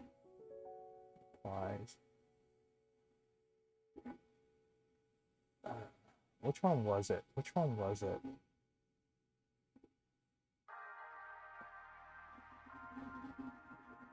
What was Angus saying? He was saying something about filters. Okay. If you have a strong enough exhaust fan, you could shove some aquarium filter material into the tube and it removes a heap of the particles. Sticky smoke still dump outside though. I might do that. What I might do, because my hose is so long, I might build like a little box to put on the end with like just aquarium filters or something, just to like kind of catch some of it, and then when I throw it outside it won't be as bad, because I just don't like smoking out my neighbors, because my neighbor's house is like right there and I don't think their kitchen window is open. Shit, it is. Well, hopefully they're not getting smoked out too bad. Oop, don't crush the pipe either. But yeah, make a Nevermore. The problem is a Nevermore, the problem with like doing, if you're cutting, you're generating so much particulate, you're gonna clog those filters up so quick. Don't go to sleep. I gotta change this so it doesn't go to sleep. Okay, that's one rep box done. Or rep rack.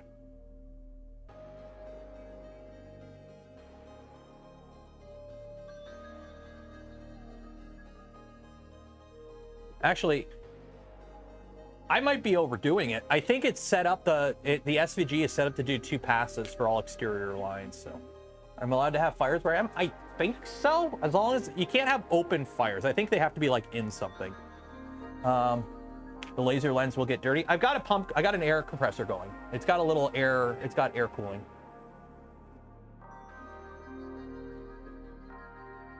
Run a chimney up the side of the house and metal duct. I gotta do something, because I can't open the door all the time to do this. Water filtering? I don't know if that would work. The problem is the fan would have to be powerful enough to blow the water, like blow the exhaust through the water, and I don't think it is powerful enough for that. But yeah, I might end up putting a hole in my garage door here so I can vent it out more permanently. Or at least have it so I can like plug it in when I need it, kind of thing. Andrew Rogers, $10. Cheers and appreciate it. For pork shoulder to smoke when using the pew pew. Well, we cooked a steak on a printer already. So now that I got a laser. Also, hey, don't forget, it's Mother's Day this weekend. Do you know what your mom would love? A nice serving of gamer subs, right? Your mom would totally love this. And what you could do is if you go to gamersubs.com, use code CanuckCreator, you get 10% off. So you should do that. Your mom will appreciate it.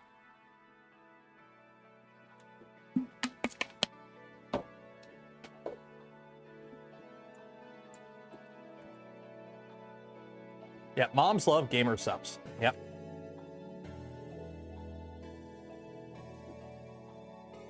Because even if you don't want to buy it, you can get a sampler for free. Try it out, see if you like it. Or you can get, you know. See, if I know your mom would totally want this. Your mom would totally want this. With Mother's Day coming up, like I'm helping you out right now. I'm helping you out.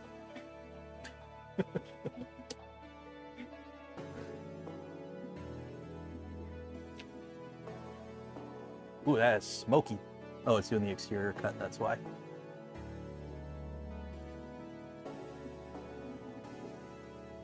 Could you cold smoke with that exhaust? Maybe? I don't know. Yeah, buy some for your mom. Why not?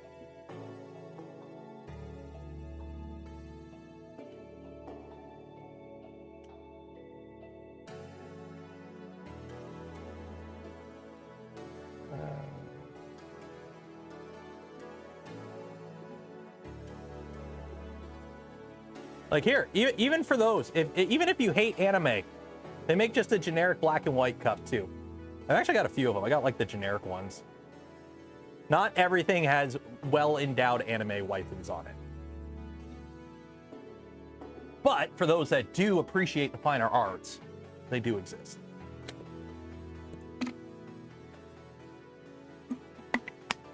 And actually, no joke, it is really good. I do drink it. Need some cherry plywood. I was tempted. They had a sheet of oak I was tempted to grab. What's the point of getting the plain ones? I don't know. Business casual, I guess. Just make sure you use code CanuckCreator for 10% off.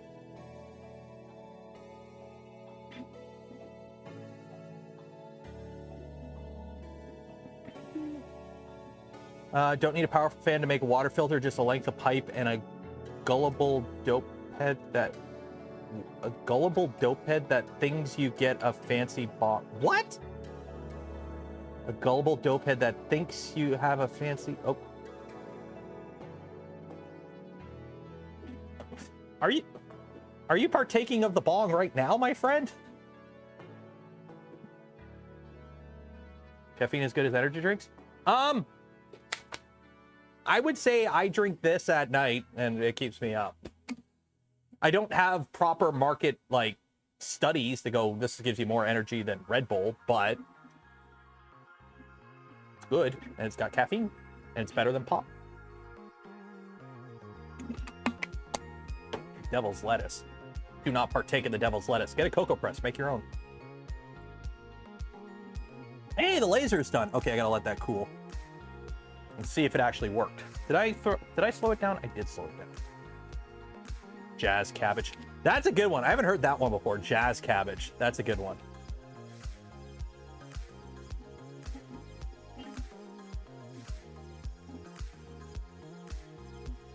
Using my espresso maker, I guess I'm just a boomer and do it the old-fashioned way. Okay, let's see what we got here. Let's see what we got here. Okay, so those came out. Almost. Okay. It almost, there's a few areas that aren't the greatest, but I can probably, yeah, we'll make it work.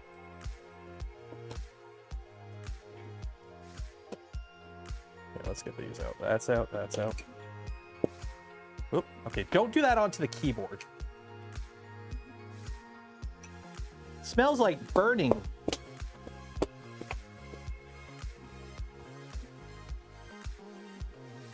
Oh, I know what I'm gonna do. I know what I'm gonna do. Instead of, oh man, I chewed up the back. Yeah, I screwed up. I screwed up there. Where's my knife? I need a knife. I need a knife. Ah, here's a knife. Maybe I should have gone with 300 instead. Probably should have did 300. There we go.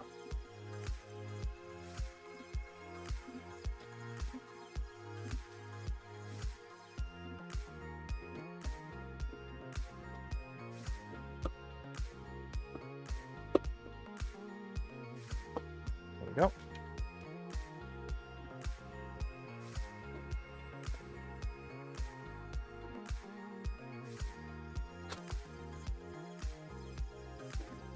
Yeah. Okay, let's see that. It's like almost there. It's almost there. It's almost through. It's like, ah, come on.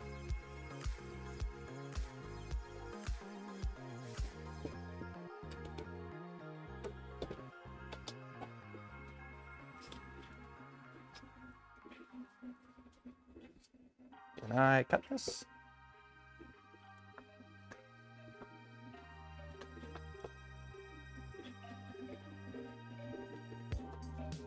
Should have ran an extra pass on that outer wall.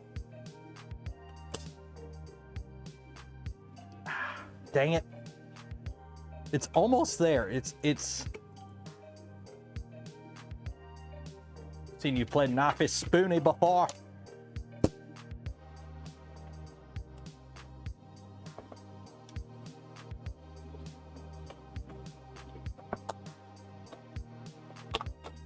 There we go. Okay, so 300 next time. 300 next time.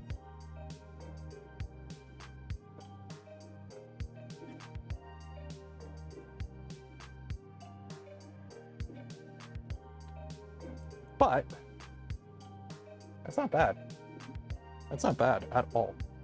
Let me get something to poke all these out.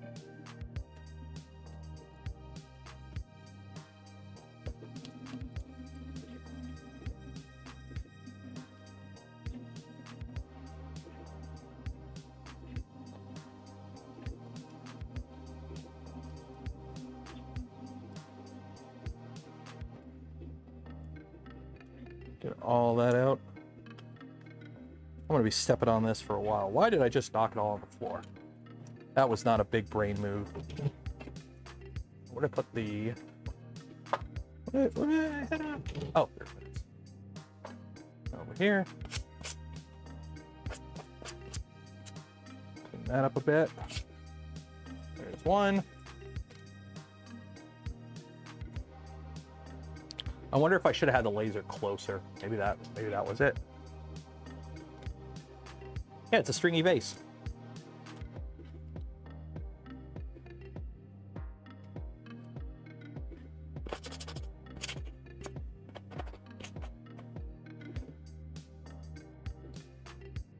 Oop.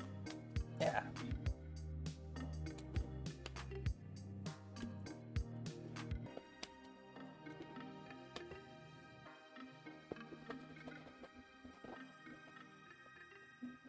There you go. Voila. Sharp racks. Nice.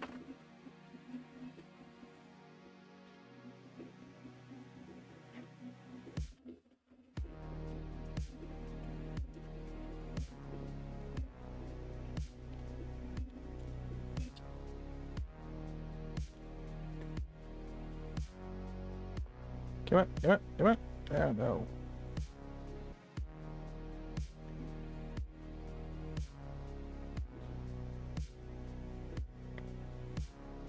There we go.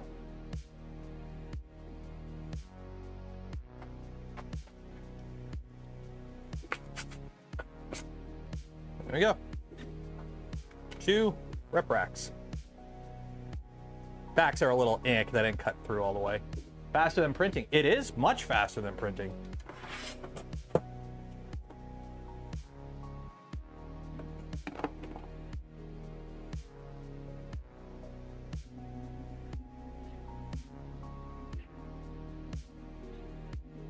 There we go.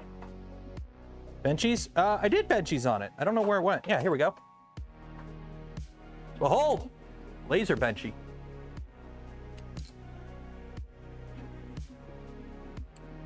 So it do the thing. It do the thing. That's pretty cool. So now I got to get some conduit.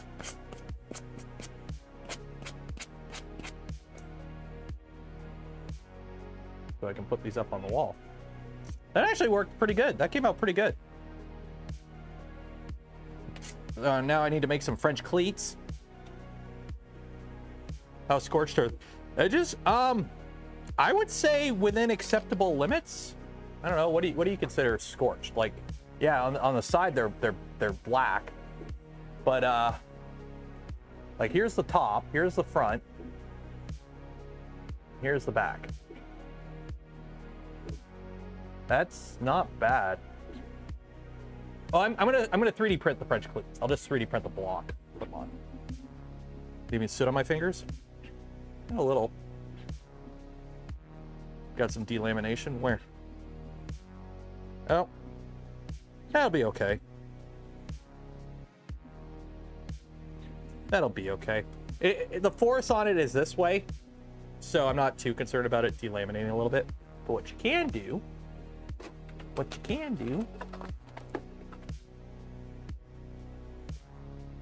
is I can not find my super glue, and I can super glue it back together once I find it.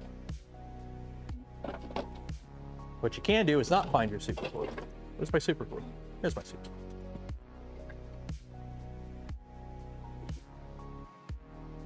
What we'll do,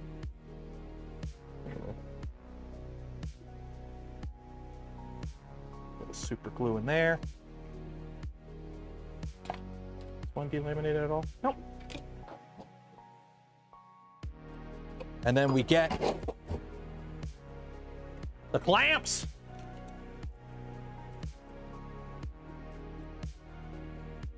And we let that dry.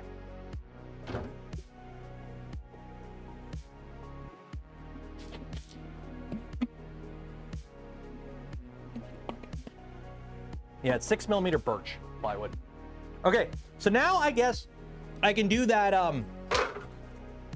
what was that thing I needed to do? A calibration test?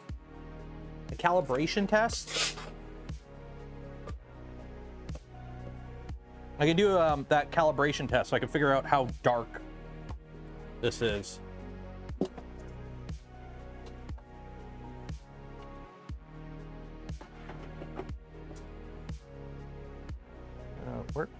Where'd I put my block? Where'd I put my little offset thingy? There it is. I need to like put this on a lanyard so I don't lose it. So engrave. So we're engraving now. It smells like burning in here. Okay, so we're engraving.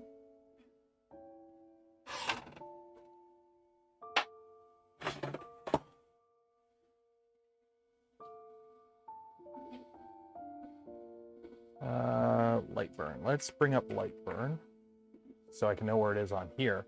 Okay, where is the is there a focus test? Material test? Is it material test you want to do? Which is the one that tells you how to burn stuff for different lighting? I can't remember. What time are we at anyways? Oh, we got it. Now we got an hour left.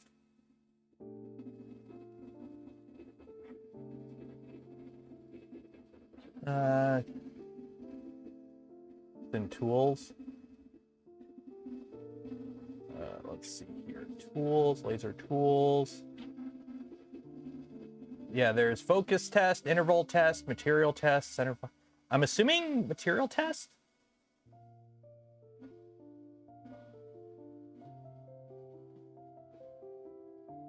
Preview.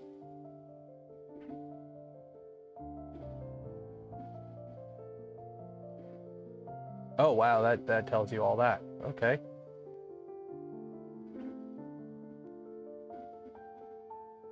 Huh. Okay. What software are you using? Lightburn. Lightburn is the software I use for the laser.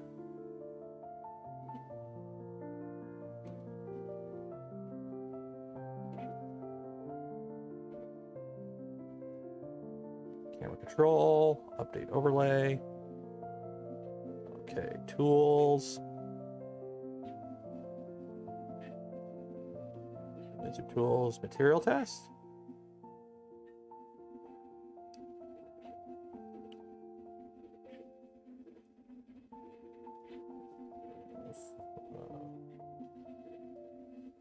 It's kind of annoying how you can't see the overlay on this.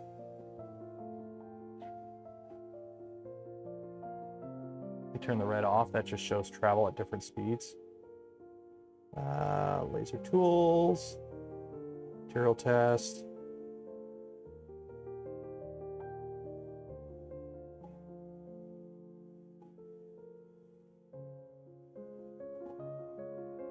Frame.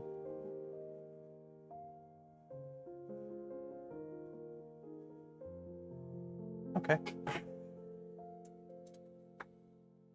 Well, this is going to do it right in the middle of this piece of wood, so I guess. Okay, start, I guess. Okay. They're doing laser stuff now. How's this coming along? Still good? Oh, this is still good.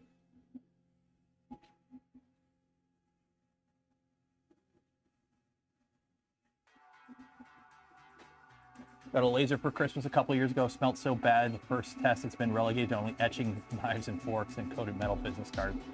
There you go. Did a light turn off? On what? In here? Oh, if you're talking, it's because I got the door open, so it screws with the ISO because it doesn't like to stay locked for some reason. I don't know why.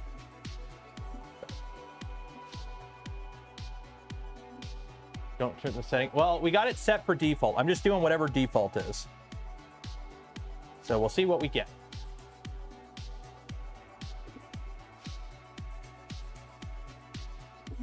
Because what I want to do, the reason I also got 1/4 inch, I want to do one of my logos. I want to do the Canuck Creator logo. I want to do that, but big, so I can put it on the wall. So I need to do that.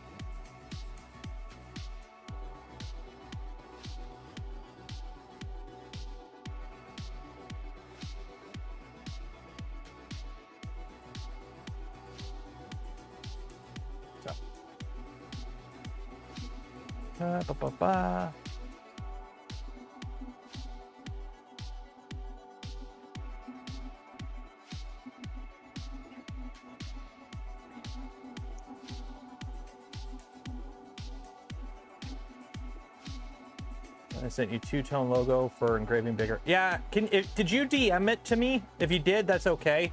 Just bump it. If you just posted it in one of the threads, like on one of the channels. I do remember seeing it. I just don't remember if you posted it in a channel or if you DM'd it to me. If you posted it in a channel, can you DM it to me? Otherwise, I'll never find it.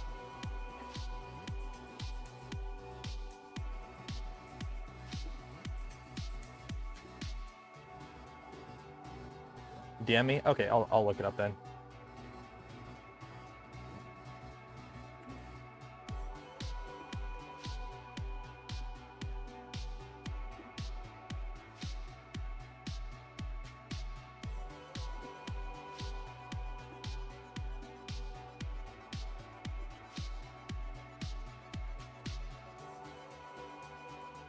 That's gonna be really annoying because that laptop, I don't have anything on it either.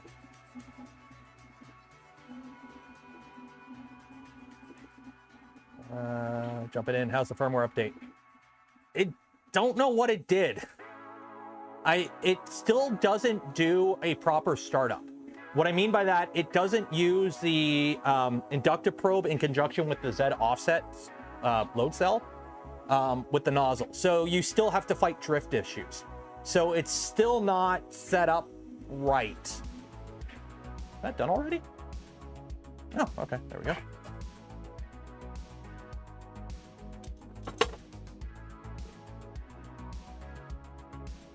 So okay,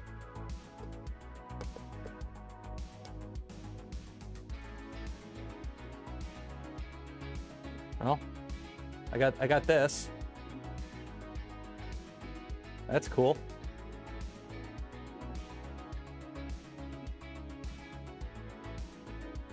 Cool. Okay, let's try my logo that buddy sent me. Let's see if I can. I'll do a small one, and if it comes out good, I'll do a bigger one. So, update overlay. Okay, so what? Oh, this is gonna be annoying because I don't have it on this computer. Shoot. Oh, okay. So download that. I got to put it on a stupid SD card so I can move it to the other computer.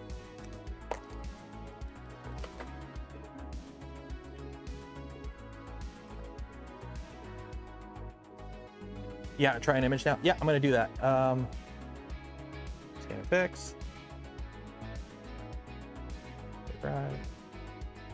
Close. Okay. There's that. Downloads.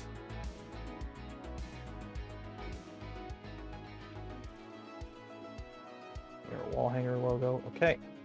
That's that. I'll let you guys look at that while I fiddle with this. Plug you in here. Okay, file. Open. USB drive D. All files. Okay. Update overlay. Open Control A. So let's move you back.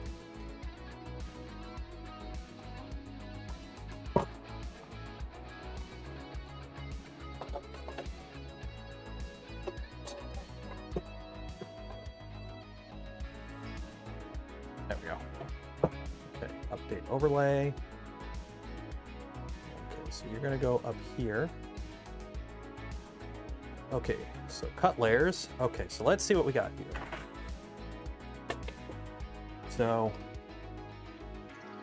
how do I zoom in? Oh my God, this is annoying. How do you zoom in without a mouse? Okay, so my cut layers.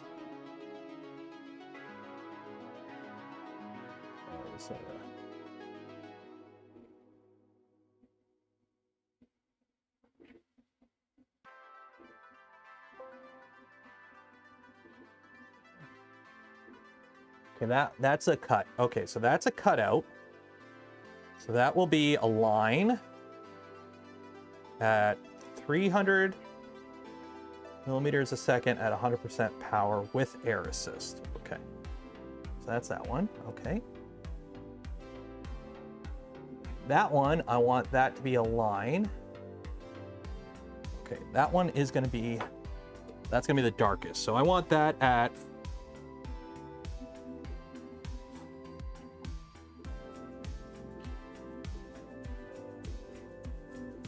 So what? I want that at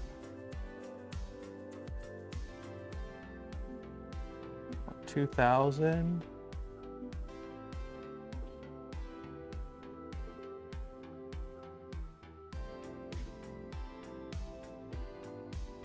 That doesn't seem right. That doesn't seem right at all. Brandon just released the AK-50 video. Nice. Really wish that guy got out of politics and stuck with the pew-pew stuff, but whatever. 100.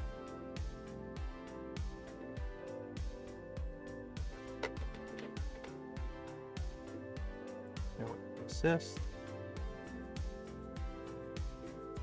And those ones. 6,000. That's 60%.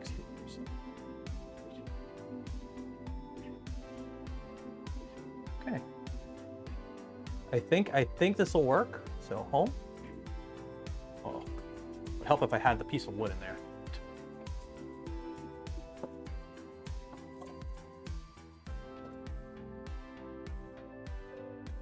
Update overlays, control, update overlay. Control Z, A, move you over there. So if this works, it works. If it don't work, it don't work.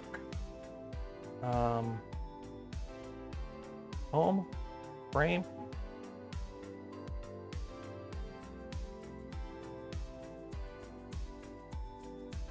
Okay.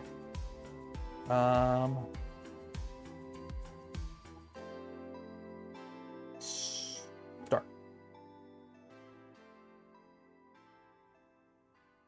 Let's see what happens.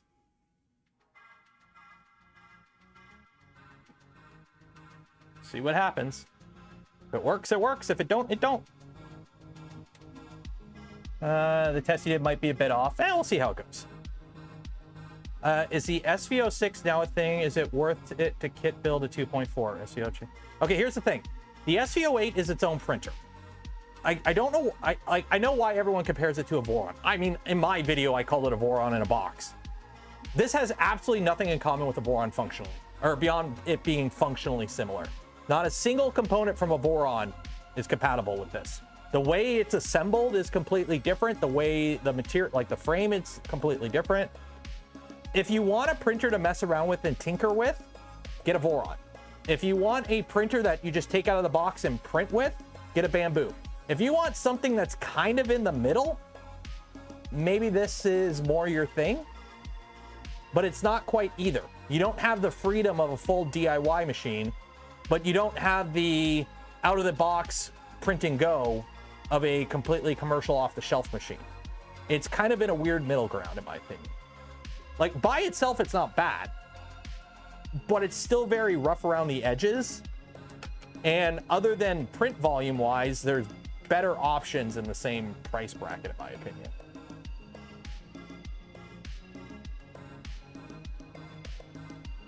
Did you not cut that line? Or wait, no, you're doing it.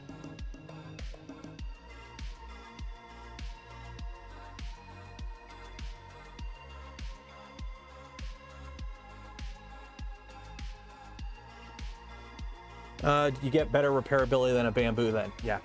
Technically, yes. Like if you have a pin go, if you have a bearing go on here, you just pull the pin and replace the bearing. It's easy peasy versus, you know, an absolute nightmare on the Bamboo. It boils down to what you're looking to get out of the machine.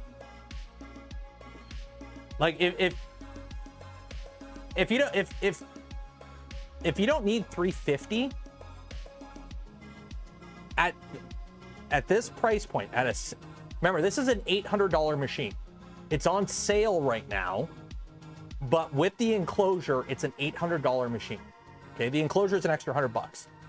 So I'm comparing it to enclosed machines at $800, and there's a pretty good one on the market right now that has a smaller volume.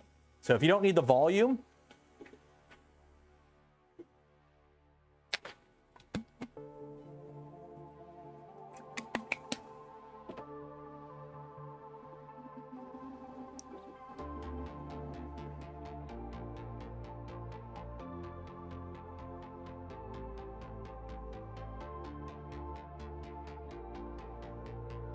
can you switch the whole gantry assembly with a 2.4? Nope. You ready? I have a whole gantry assembly right here. When I put it in front of a Trident, remember, Trident and a V2 have the same gantry, okay? The XY motion system on both a Trident and a V2 is the same, okay? So when I line this gantry up with here, it's bigger than the printer. This is not drop-in compatible or Voron. These are not compatible at all with a Voron gantry. The way it mounts to the Z is completely different. The actual belt pathing is completely different. This has nothing in common with a Voron gantry, other than it cosmetically and functionally being similar.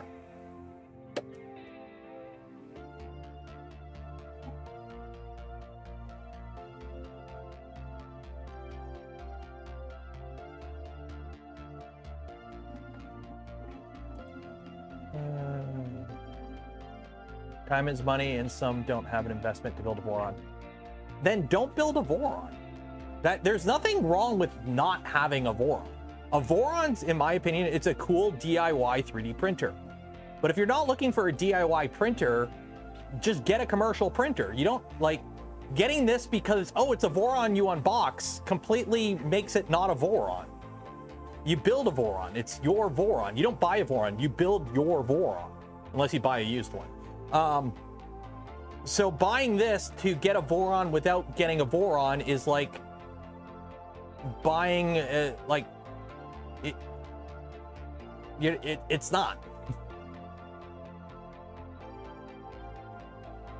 What is the frame dimensions of an SV08? Give me a second to find my tape measure. Where did I put my tape measure? I had it. I put it back in the...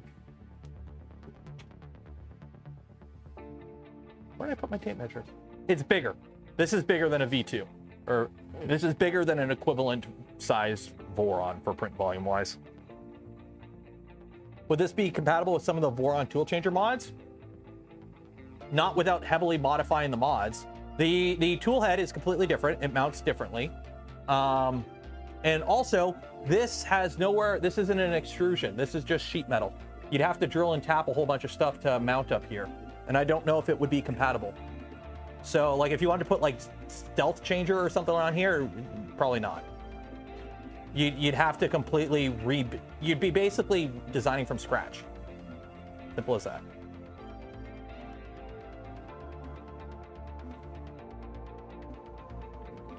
Okay, let's see how this came out.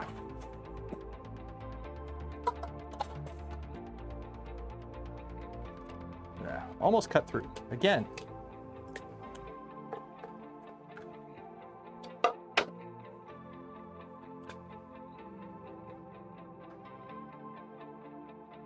Well, that's not bad.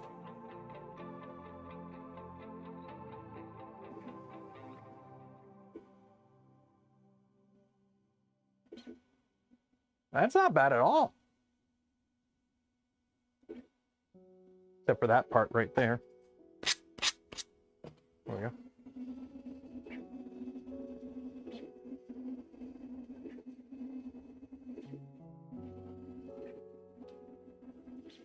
I should have did fill.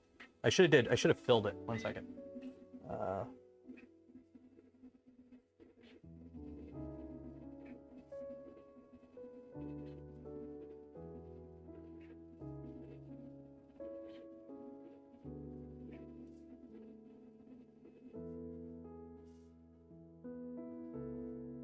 I don't know why I didn't fill.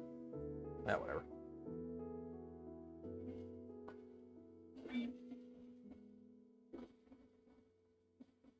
Yeah, that came out really good. Let me see. I might have... Where did I put it? Is it over here? No, that's not it. Oh, that's buried. That's buried. I gotta go dig. I was looking if I had... I think I have wood stain, too. I can stain it. I guess not. What did you do to your fingernail? Looks like... Oh, I pinched it.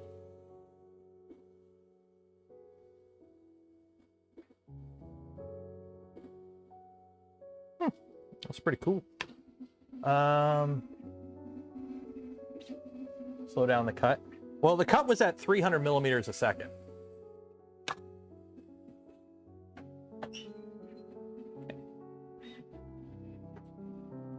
How's that working in there? Well, we're not cinching the heck out of the bottom anymore, so that's good. Slow down the cut by even 50. Yeah, let's try it again. Let's try it again with a different one. Let's try it again. I want to try fill. Okay, let's try this again. So let's update overlay. Camera control. Update overlay. Okay. Okay, take that. Put you right there. Okay. So now I want to do fill for that line. So if I'm doing fill, how fast should I be doing fill? Engraving. What? 40% power at 600. Okay. Focus the laser a little lower. It could be that too. Could be that too. 250. So we'll drop that down. Okay.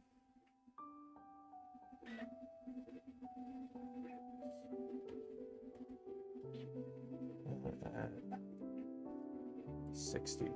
There we go. Okay. Let's see how this works. Let's see how this works. So I want to try fill, see how that works.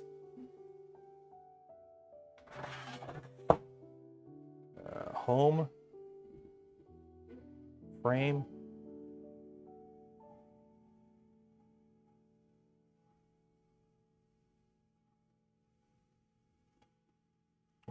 Control. Overlay.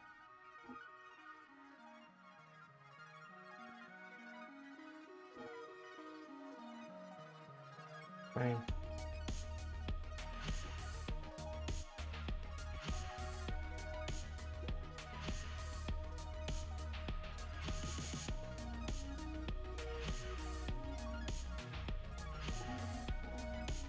Try that again. Okay. Let's try this. Let's try this. Cut layers.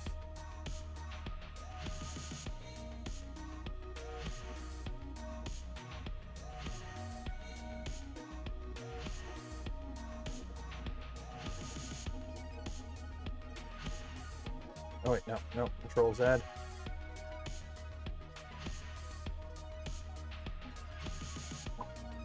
What did I use for the line? Okay, let's try fill. Okay. Wait, if I hit fill, shouldn't it fill automatically? I don't think it's filling right. I don't think it's filling right. Because if I hit fill, it should fill it in the preview, right? And it's not filling it in the preview. So that might not work.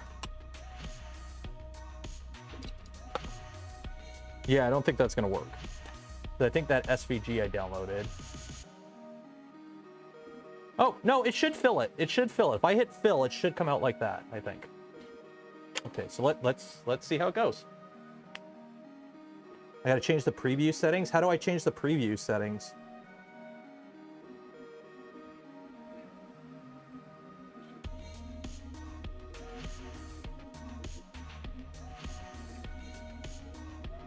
I mean, I trust it.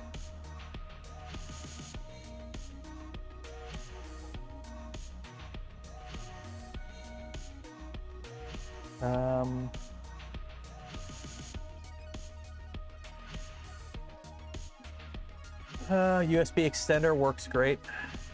Yeah, I'll give it a try because it might be easier to not have to deal with a USB extender.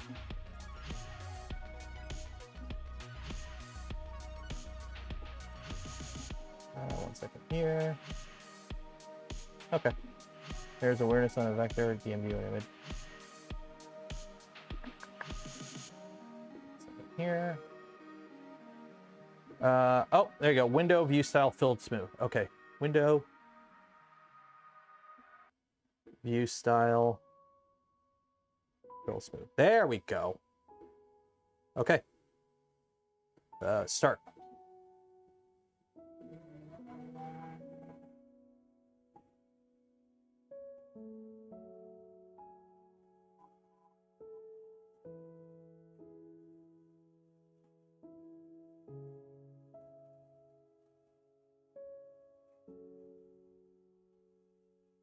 Might not be dark enough. Might have to run a second pass on it. We'll see. Cool. What time are we at anyways? We got 26. We're at 126. So don't forget, if you haven't entered yet for your chance to win some Polymaker filament, enter for your chance. Link in the description because we're going to do the draw in a little bit.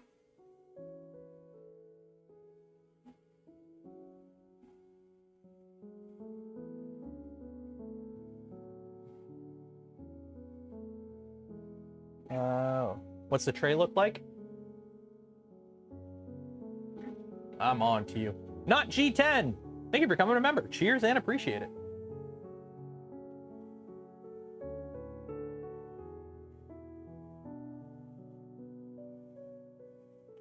So this wood doesn't engrave too well. Let's just put it that way. I might have to run the fill pass a second time. So much stringing. I know. Look at all the strings. It's almost like it's an intentional art piece. I am hungry. I am hungry.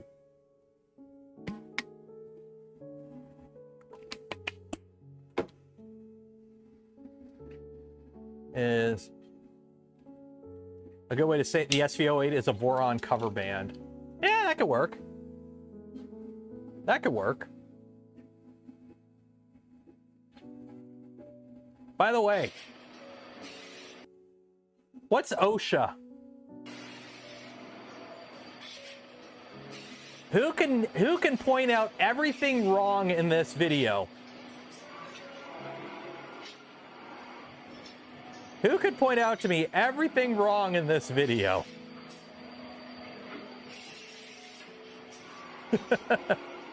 Who here is a health and safety member having an aneurysm right now?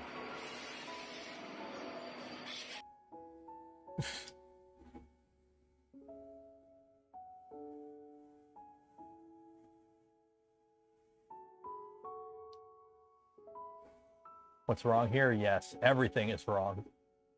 Just a couple pinch points. Just a couple pinch points. No lockout. We don't need no lockout. What's a lockout? Start with the roof and work your way down.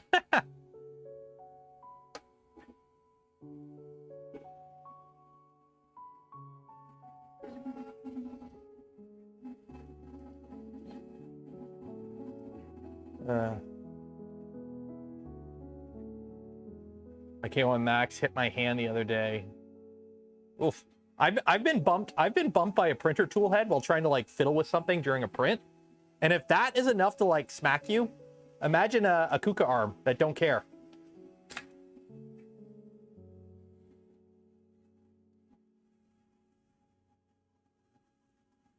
I know what I'm gonna do. I'll be back in a second. 1 second. I'll be back. I'll be back.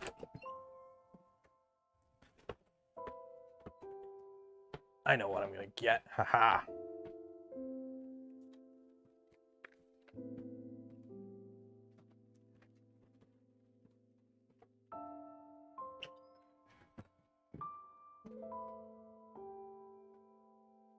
The little guy didn't finish his Lunchable yesterday.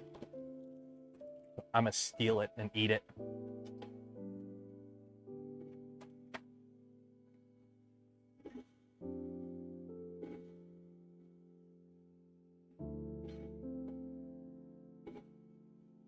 Come hang out in my forge with a 1939 Melosh power hammer. That's a little different. I would argue having a power hammer in like a blacksmith workshop is an acceptable risk because of the nature of the type of work being done. But that kind of work that you saw in that video, that needs cages.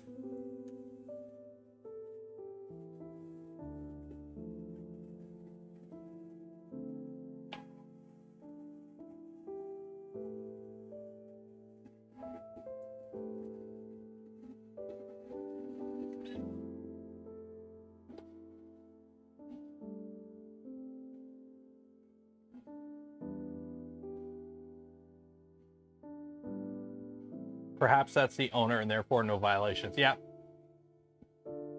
Here's my license piece of paper. I'm allowed to do this.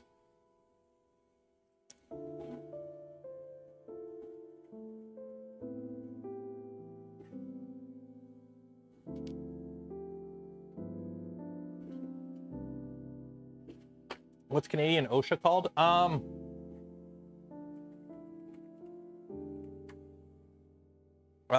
What is it? It's occupational, it's, what is it? OSH, occupational health and safety, or occupational safety and health or something. Yeah, OHS, occupational health and safety. Is the SV08 any better now? Nothing changed as far as I could tell. It still has temp drift issues because it's not doing a proper Z offset.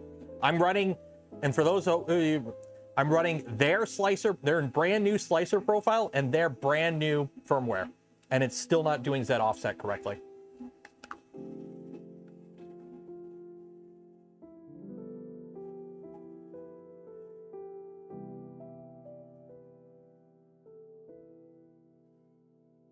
Kind of disappointed in that. Yeah, the string should not be saggy.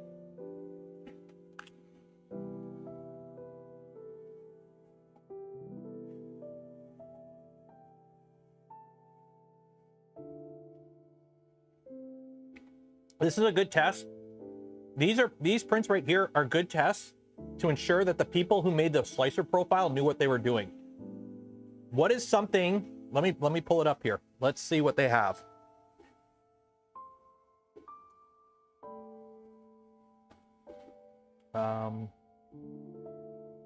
Where would the cooling be? Cooling?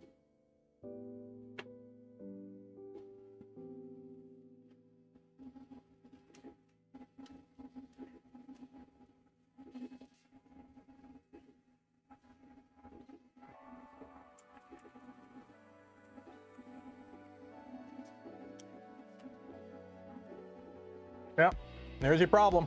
Right there. Right there.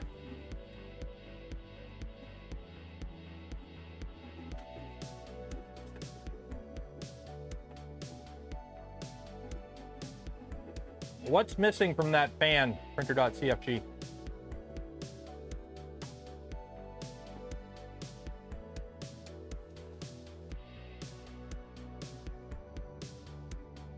This right here.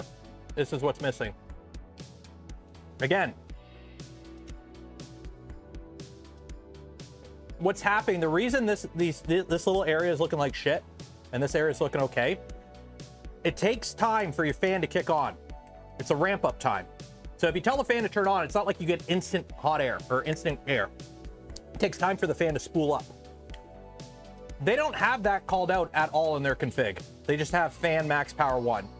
So what's happening, oh wait, no, hotend fan. No, they do have it. They do have it. Or wait. No.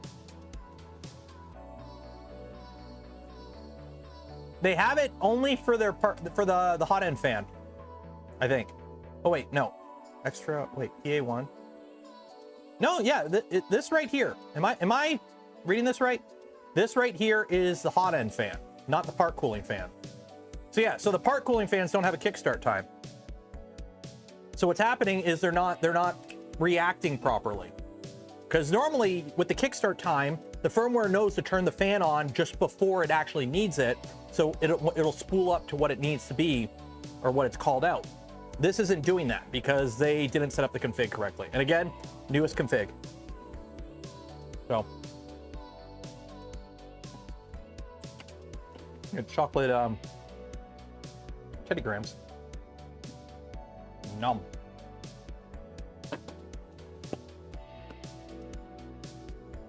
Default is 0.1 second. Well, most of my borons run 0.5, so.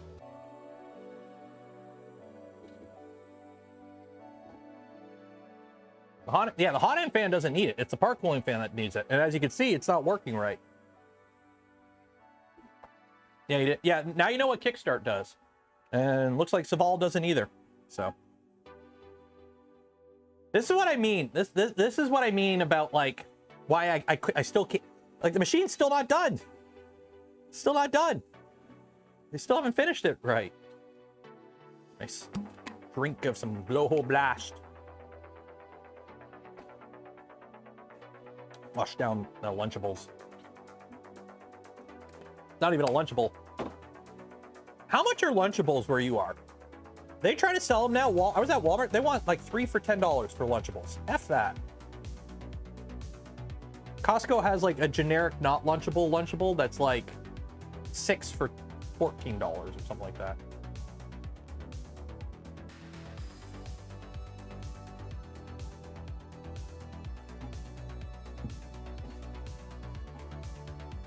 Gamer Sub sponsorship when? Matt S, have I gotten everyone?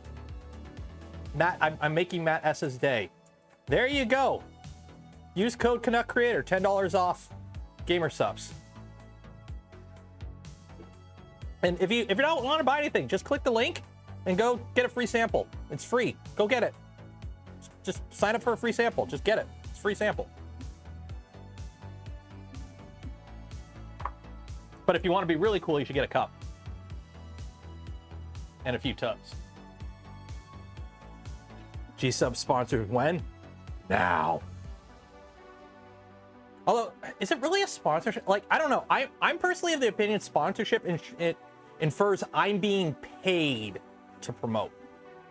I don't really view an affiliate link as I don't know. It's do you view affiliate links as sponsorship? Because here's the thing. Sometimes anyone, like Amazon affiliate links, anyone can sign up for. Like I got an AliExpress affiliate link. Am I sponsored by AliExpress? No. But I have a Polymaker affiliate link. Am I sponsored by Polymaker? They have the same thing. I get a cut of sales. Does that count as a sponsorship? Like GamerSupps, they invited me to be a affiliate, but still, it's just a cut of sales. It's the same thing as my AliExpress affiliate link. So does that? How does? Hey, GameSupps. If you're in the US, it's not as bad. Also, if you order stuff that's in stock, like I have a habit of buying stuff from them whenever they do a promotion with like a new cup or something. So like I buy it, and then I buy a bunch of other stuff, and I have to wait for everything to come in before they ship it. So, what's my favorite flavor? It's a mix right now. Well, I was drinking Blowhole Blast, and I'm all out. Brand Risk is really good too. I am partial to titty milk, and yes, that is a flavor. I think that one's coconut. Apparently, Meat Canyons is pretty good. The new one from Meat Canyons apparently pretty good too.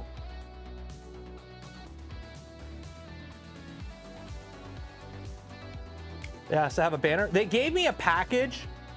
Okay, I will say, I think I can talk about it. I don't think it's a thing. Their thing is basically promote it naturally. Don't force it. Don't be like blah. Just promote it naturally, and whatever happens, happens. And I'm like, okay, I can work with that. I probably will have a little pop-up that'll pop up every couple minutes, like every 10 minutes, have like a little pop-up in the corner just to remind people. But I got to set all that up still. Also, I do need to get it set up so if you buy something, your name pops up. Because right now, if you buy merch from my merch store, which I am updating my merch this weekend with the new logo and all that. So I am working on that this weekend. But I do need to get one for the GamerSupps too. So if you buy a cup, it pops up. It's called a partner, not a sponsor. There you go. Partnered with GamerSupps. I haven't tried Grandpa's Ashes. The problem is, again, I live in Canada, and up until now, I've been, like, I buy it. So I only buy, like, a couple tubs every now and then.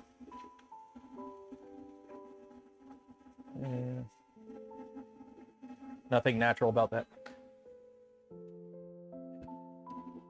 I can't even, I don't even think I can show the Denise cup fully on stream.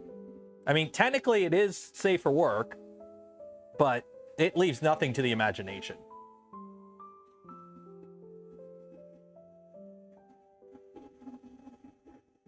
Oh, that would be a cool project. If I printed if I made a printed cup holder, and every time I take it out, it triggers a button, which makes the little reminder pop up on screen. That would be cool. That'd be a cool little project.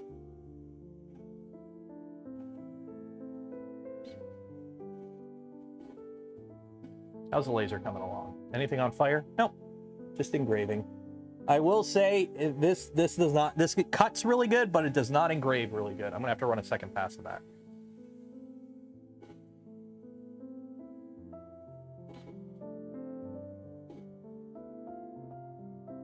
Content and advertising. I mean, geez, this is what happens when you pull up GamerSupps right now. So.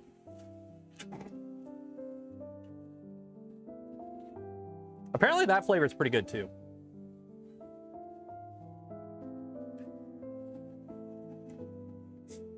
Hey, they know their audience. If people are willing to buy it and it does really good, it is what it is. Thoughts on the Rat Rig V-Core? I've only seen it at a trade show.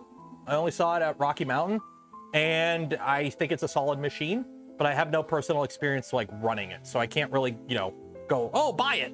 I can say from what I've seen of my initial impression of it is pretty good.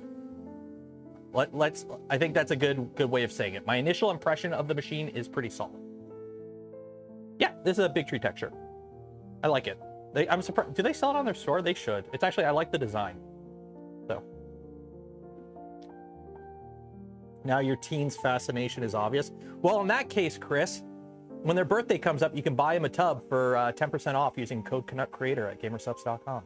See, how's that for natural integration?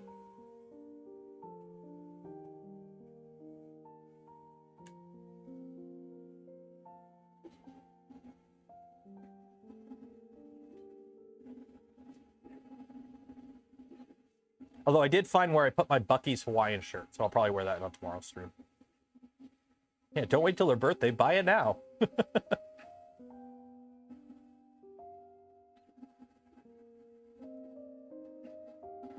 But it made me a flavor. The joke would be, like, I'd have to do something Canadian. So it'd have to be, like, maple syrup. But the problem is, maple syrup drinks probably don't taste too good. Like, could you do... What would be, like, what would you mix... Like, what would be a maple syrup and something flavored drink? What would work with that, even? Also, let's be honest. I do not have enough pull as a content creator to deem Gamer Sups worthy of like... making a dedicated flavor or cup. Let's be honest. Brandy, maple snow, poutine, bacon. Just imagine bacon as a flavored drink.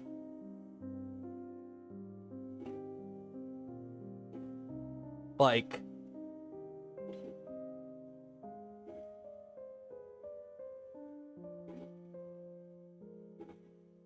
ABS flavored. No, we got to keep it. It'd have to be healthy. Beaver tail. French toast might not be bad, but that's just cinnamon. Let's be honest. French toast is cinnamon and maple. Maple Crown Royal.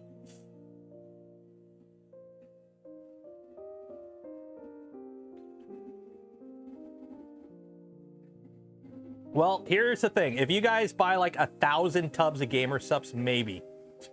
But let's be honest, I don't think we have the pull to pull that off.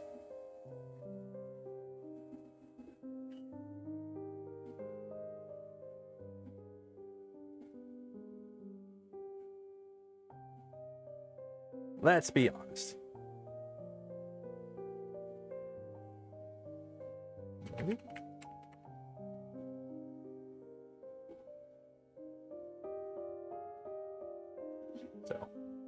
So some people put maple syrup in their coffee. I think they do. Well, here's the thing. Maple syrup sugar is sugar.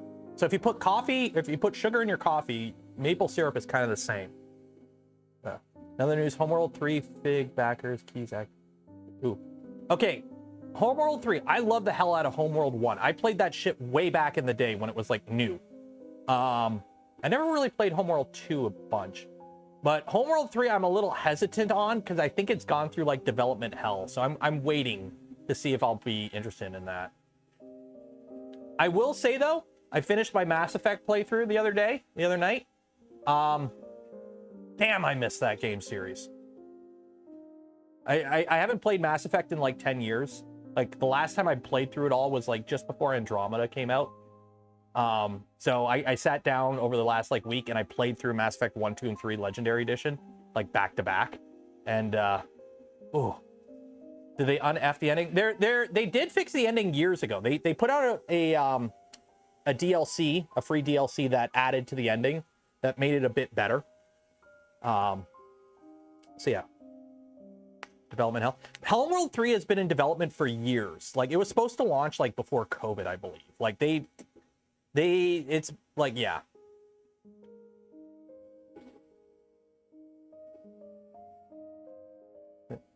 We have one, but yeah, what? You haven't seen that flavor?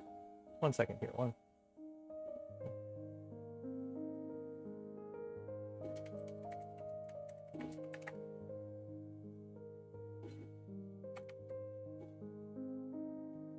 What flavor? Which one is it?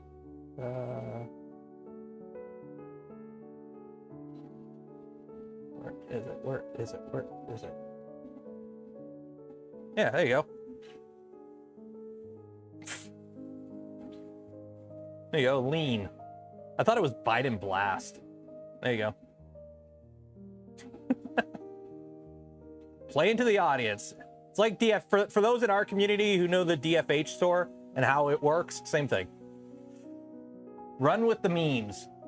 Citadel DLC is a true ending. It is such a whiplash going through the whole game, especially if you haven't played it in a while and you do one full playthrough of the whole thing, like back to back to back.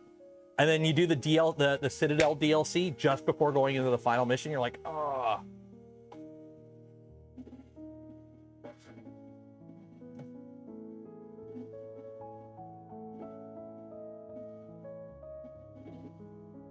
The SV08 is a good buy as a large upgrade from an Ender 3. Okay, compared to an Ender 3, yes, this is an upgrade. Let's be honest. If you need a large format Core XY printer that's enclosable, this also is a pretty okay option. But if you don't need the size, let me preface this. If you don't need the size that this offers for $800, and this is an $800 printer. I don't care what they discount it for. It's on sale, but it's an $800 printer with it enclosed. $700 not enclosed. Okay, so it's an $800 printer. If you don't need the size for $800, I do think there are better options out there.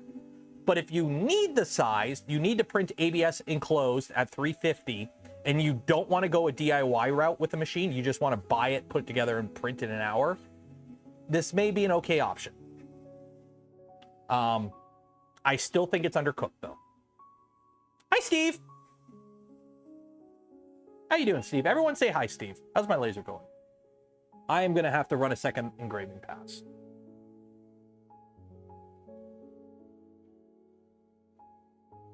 Thoughts on the frozen acro? No idea. I don't have one. Does anyone have one?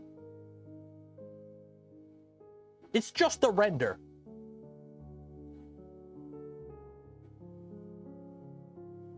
FlashForge Adventure 5M, enclosable, a much better option for $299. I've actually heard some pretty good things about the FlashForge. I've heard some pretty good things. The problem is with a lot of those cheaper printers is component quality. That's when you go with the cheaper printer, you can build like you can buy an LDO Voron, or you can buy a really cheap kit off no-name AliExpress. The difference is functionally they're the same, but the quality of components is usually lacking. And on the cheaper printers, I know that was a common thing when the SV08 or the SV06 was bad bearings, squeaky loud bearings were a thing. This has Gates belts, but it is already chewing up the belts. So it is what it is. Well, you might not get the same kind of service life out of a FlashForge as you would like a Bamboo. Big Tree Tech Q1 Max. What is a Q1 Max?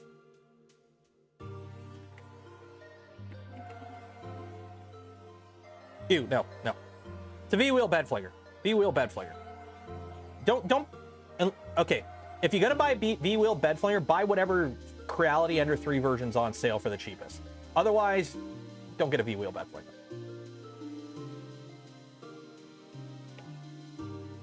Like, don't get me wrong. I like the folks at Big Tree Tech. I'm wearing their shirt right now, but it's a generic V-wheel bed flanger. There's nothing special about it. How easy is the P1S and A1 minis to service? If you consider doing a warranty and sending the machine back to the warehouse, easy. Put it this way, it took me longer to replace a bed sensor wire on my X1C than it did to replace the entire gantry on my Magneto X.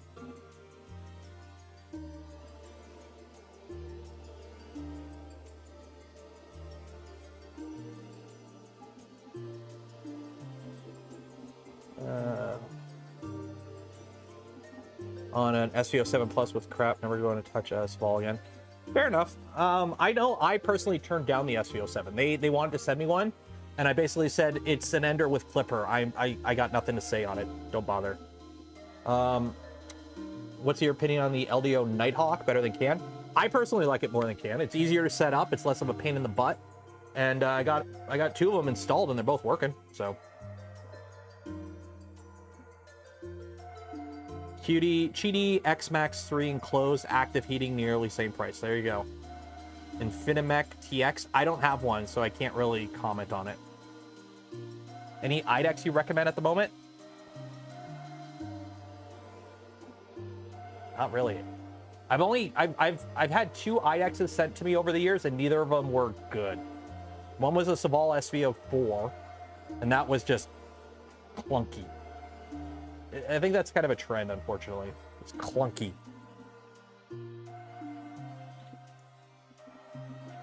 But yeah, we really got to fix that kickstart time. The fact that they don't have kickstart times in here. Let me pull that up. I know this is a different printer, but they don't have kickstart time. So what's happening is the fans aren't reacting fast enough. They're again, we updated this to the newest firmware. So that's two things I've noticed with the new firmware.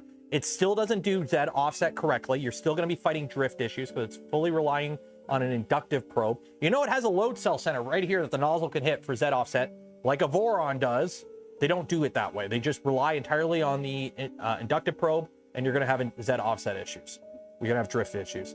And two, the fans, the part cooling fans don't have a kickstart timer called out.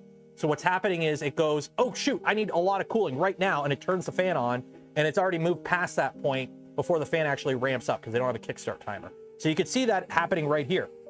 See how this, as the gap gets smaller, the filament is more droopy? That's because the fan isn't kicking on fast enough. So, how much of a pain is cutting drilling your own Voron frame? The kit I purchased got eaten by UPS. Ooh. Like, did you just buy a bare frame kit? Like just the frame kit by itself? It's a pain in the butt. I've done it. It's a pain in the butt, but I've done it. You know if the K1C has Kickstarter in it? I don't know. I don't have the machine plugged in right now, so I can't see. I don't get inductive. Why deal with thermal drift? Because it's an easy sensor to probe the bed with. You don't have to worry about like retracting anything. It's a cheap, easy sensor that does work good enough. It just has a downside to it. Now, there's several ways you can get around that downside. You could do heat soak.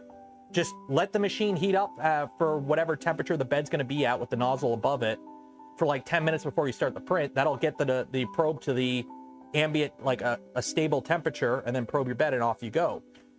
Or you could do what a Voron does, where you only use the inductive probe for tramming purposes, because it's accurate enough for that, but then your actual Z offset is called out by a mechanical switch. Or you just don't even bother with it and do something like tap or load cell center, but those are a little bit more finicky and require more work on the design end. So. Is the clip? Yeah. Oh, we already updated it. Yeah, you just go to machine. We have it right here. So machine, printer.cog, control F, fan. Go down here and there, boom. I've already added a kickstart time, 0.5 seconds. So.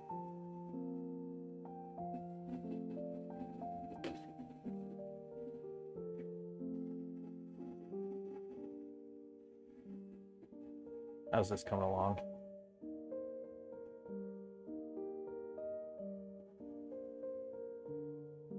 Oh, here comes the smoke. A slicer issue, even if you give it 10%, the nozzle would have moved on. It's the firmware looks ahead, I think, because it does batch commands. I'm pretty sure Kickstart is on the firmware. It's like Pressure Advance. Pressure Advance is on the firmware side. So your firmware is actively adjusting the values from the G code, essentially.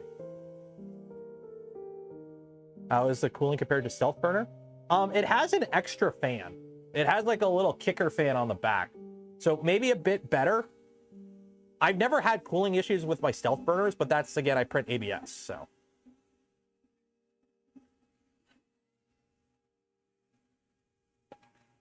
Okay, so that's cutting that out now. I am going to have to run a separate pass, I think.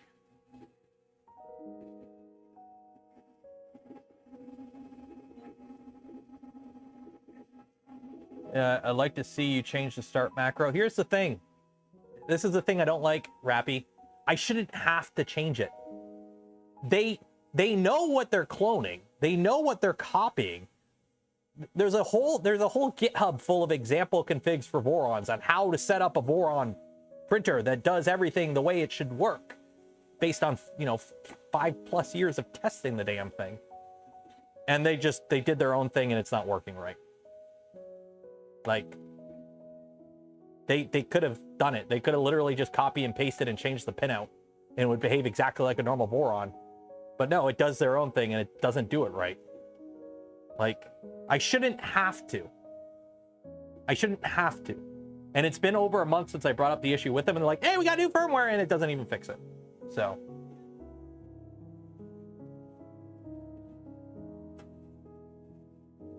Cynthia blaster by the door. I got several of them by the door. They're my anti-bug Nerf blasters.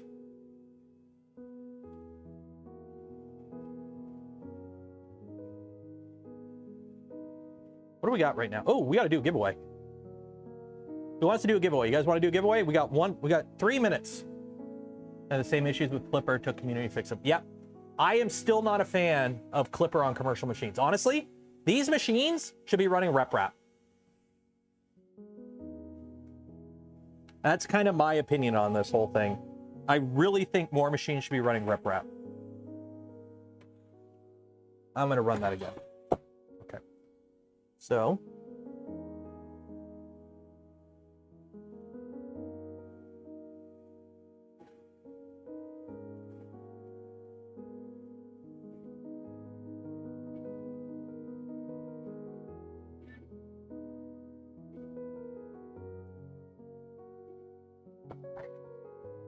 That's okay.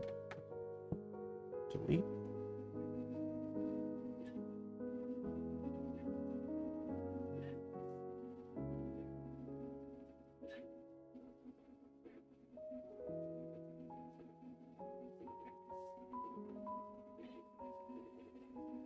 Okay, let's do this again. So,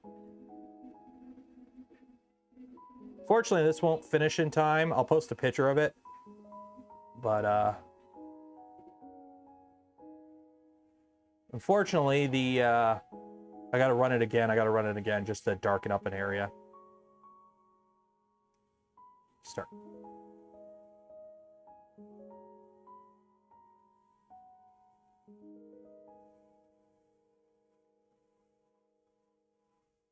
So hopefully that darkens it up. Okay, let's do a giveaway. Let's do a giveaway. Wheel of Names. If you did not enter for your chance to win some filament from Polymaker, you will have another chance tomorrow on the Saturday night stream. Copy.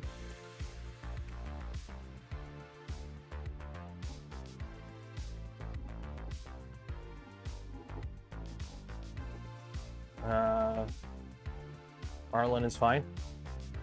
The reason I say RepRap firmware instead of Marlin, I like Marlin. Don't get me wrong. Marlin works great. The thing is, nowadays, here's the thing. A printer this cost should have a web interface and a camera. The problem with RepRap is there's no integrated camera support with RepRap firmware. Okay? You can do an IP camera, but you can't have like a dedicated webcam just plugged into the controller with RepRap. I really wish RepRap had that, but I don't think it has the power to do that. And a web interface. Marlin doesn't have a web interface. Yeah, you can do Octoprint, but that's a separate add-on. That's a separate thing that has to be supported now by the manufacturer. The thing is, Clipper, you get both. And Clipper is the cool hot thing now that people want. So it's kind of like, I really wish RepRap had camera support built in natively instead of needing an IP cam. And I really wish Marlin had a web interface and camera support as well. Or you just run Clipper that has it all. But Clipper is more finicky, especially on commercial machines. Okay, give me a number between Pew and Pew. I need a number between Pew and Pew. What is the number between Pew and Pew? 2. That works. 1, 2. Do we got an oddball? There we go. No. Okay, cool. Round and round she goes. Where she stops, I don't even know. The internet knows. The computer knows. I know, but you don't because there's an 8-second delay. Congratulations, Sebastian. Sebastian Pokityuk. I'm not even going to try and pronounce that. Sorry about that.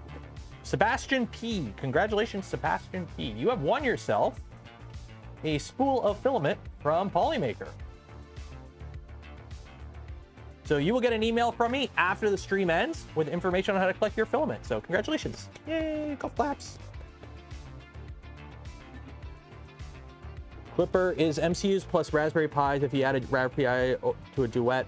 The problem is you're wasting a lot adding a Raspberry Pi to a Duet system, because the Duet already does pretty much, like, you're relying entirely on the Raspberry Pi just for camera at that point, which is kind of a waste. Like, yeah, you could do like a Pi Zero thing or something, but like, what it would be really nice if there was like an integrated ESP32 based camera that could talk to the controller. So that way, when you like tell the rep wrap controller, what your IP address is, it automatically flashes that to the ESP32 and then pulls the feed from that into rep wrap firmware natively. It'd also be really nice if like the Prusas can do that too, or something, because that's, you know, one of the things with the Prusa. Really great machines, expensive machines, no webcam. At least they got a web UI, a very basic web UI for uploading prints and monitoring print status, but it'd be really nice if they had webcam support. And at the price they kind of should does. Clipper does not support camera.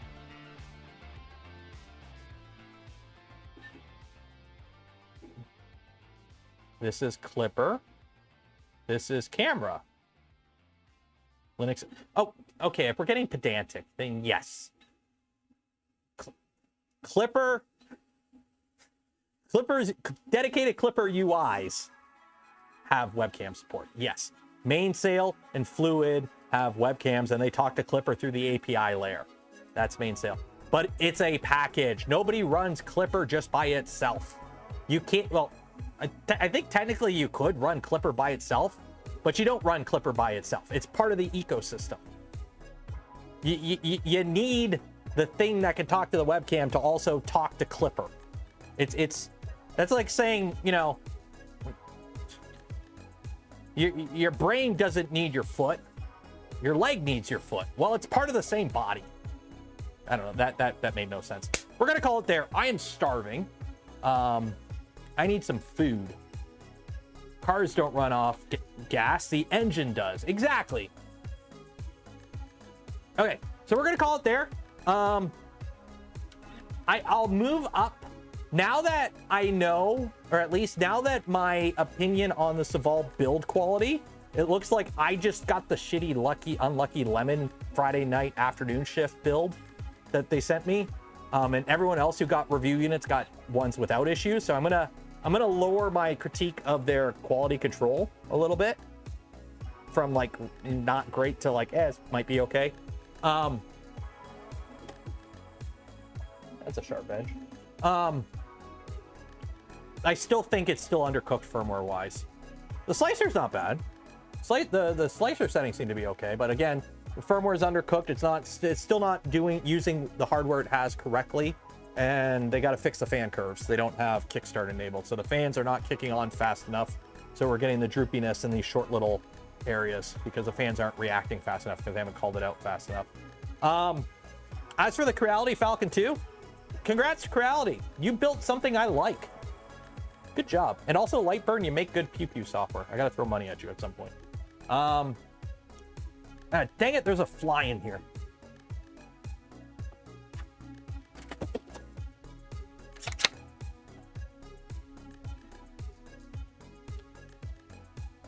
Where'd you go?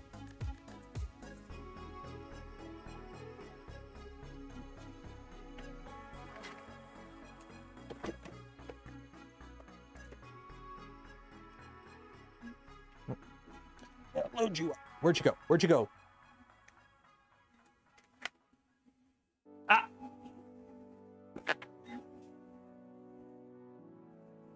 This is a Nerf blaster.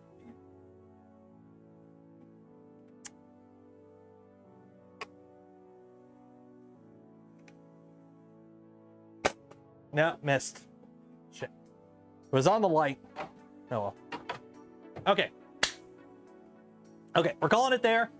We're calling it there. Stream's over. I'll post pictures of the laser stuff in this on Twitter and Discord once it's all done. Again, huge shout out to GamerSups. We are, for those that don't know, I'm now partnered with GamerSups for their delicious beverages and cool cups with art on them. Use code Canuck Creator, get 10% off your order. I don't have a link in the description, but I could spam one in chat because, yeah, why not? Helps the conversion. Just click the link and get the free sample thing, and buy stuff too because it makes good stuff. Plus, I can spam chat and you can't. Okay, we're calling it there. I'm gonna go make food. I gotta go pick up the little guy from school. Shoot, I won't have time to make food now. I yap too much. Anyways, hope you enjoyed the stream. Shout out to Polymaker for the spool of filament. We gave away this stream and every stream, links for them and more in the video description. Is that the wrong thing? Ah, shoot. I spammed the wrong thing. God damn it. 1 second. Sorry. Remove. Remove. Remove. Remove. I spammed the wrong thing. There you go. I spammed the wrong thing. Shoot. There we go. 1 second. There you go. Fix that. There you go. There you go. Go to that one. Sorry, oh. Sebastian, hopefully nobody emails you. If they do, I'm sorry. It's an email address. Let's be honest, everyone's email address is already compromised. Okay, sorry. Okay, calling it there, calling it there. Shout out to Gamer Subs 2, Canuck Creator, 10% off. And for those that donated to the channel, gifted memberships to others, or became members of the channel yourself, I thank you. I would not be able to do the things I do, create the content I create, without your continued support. You make it all possible. Okay, I gotta send some emails and make some food. Okay, bye. Bye. Bye.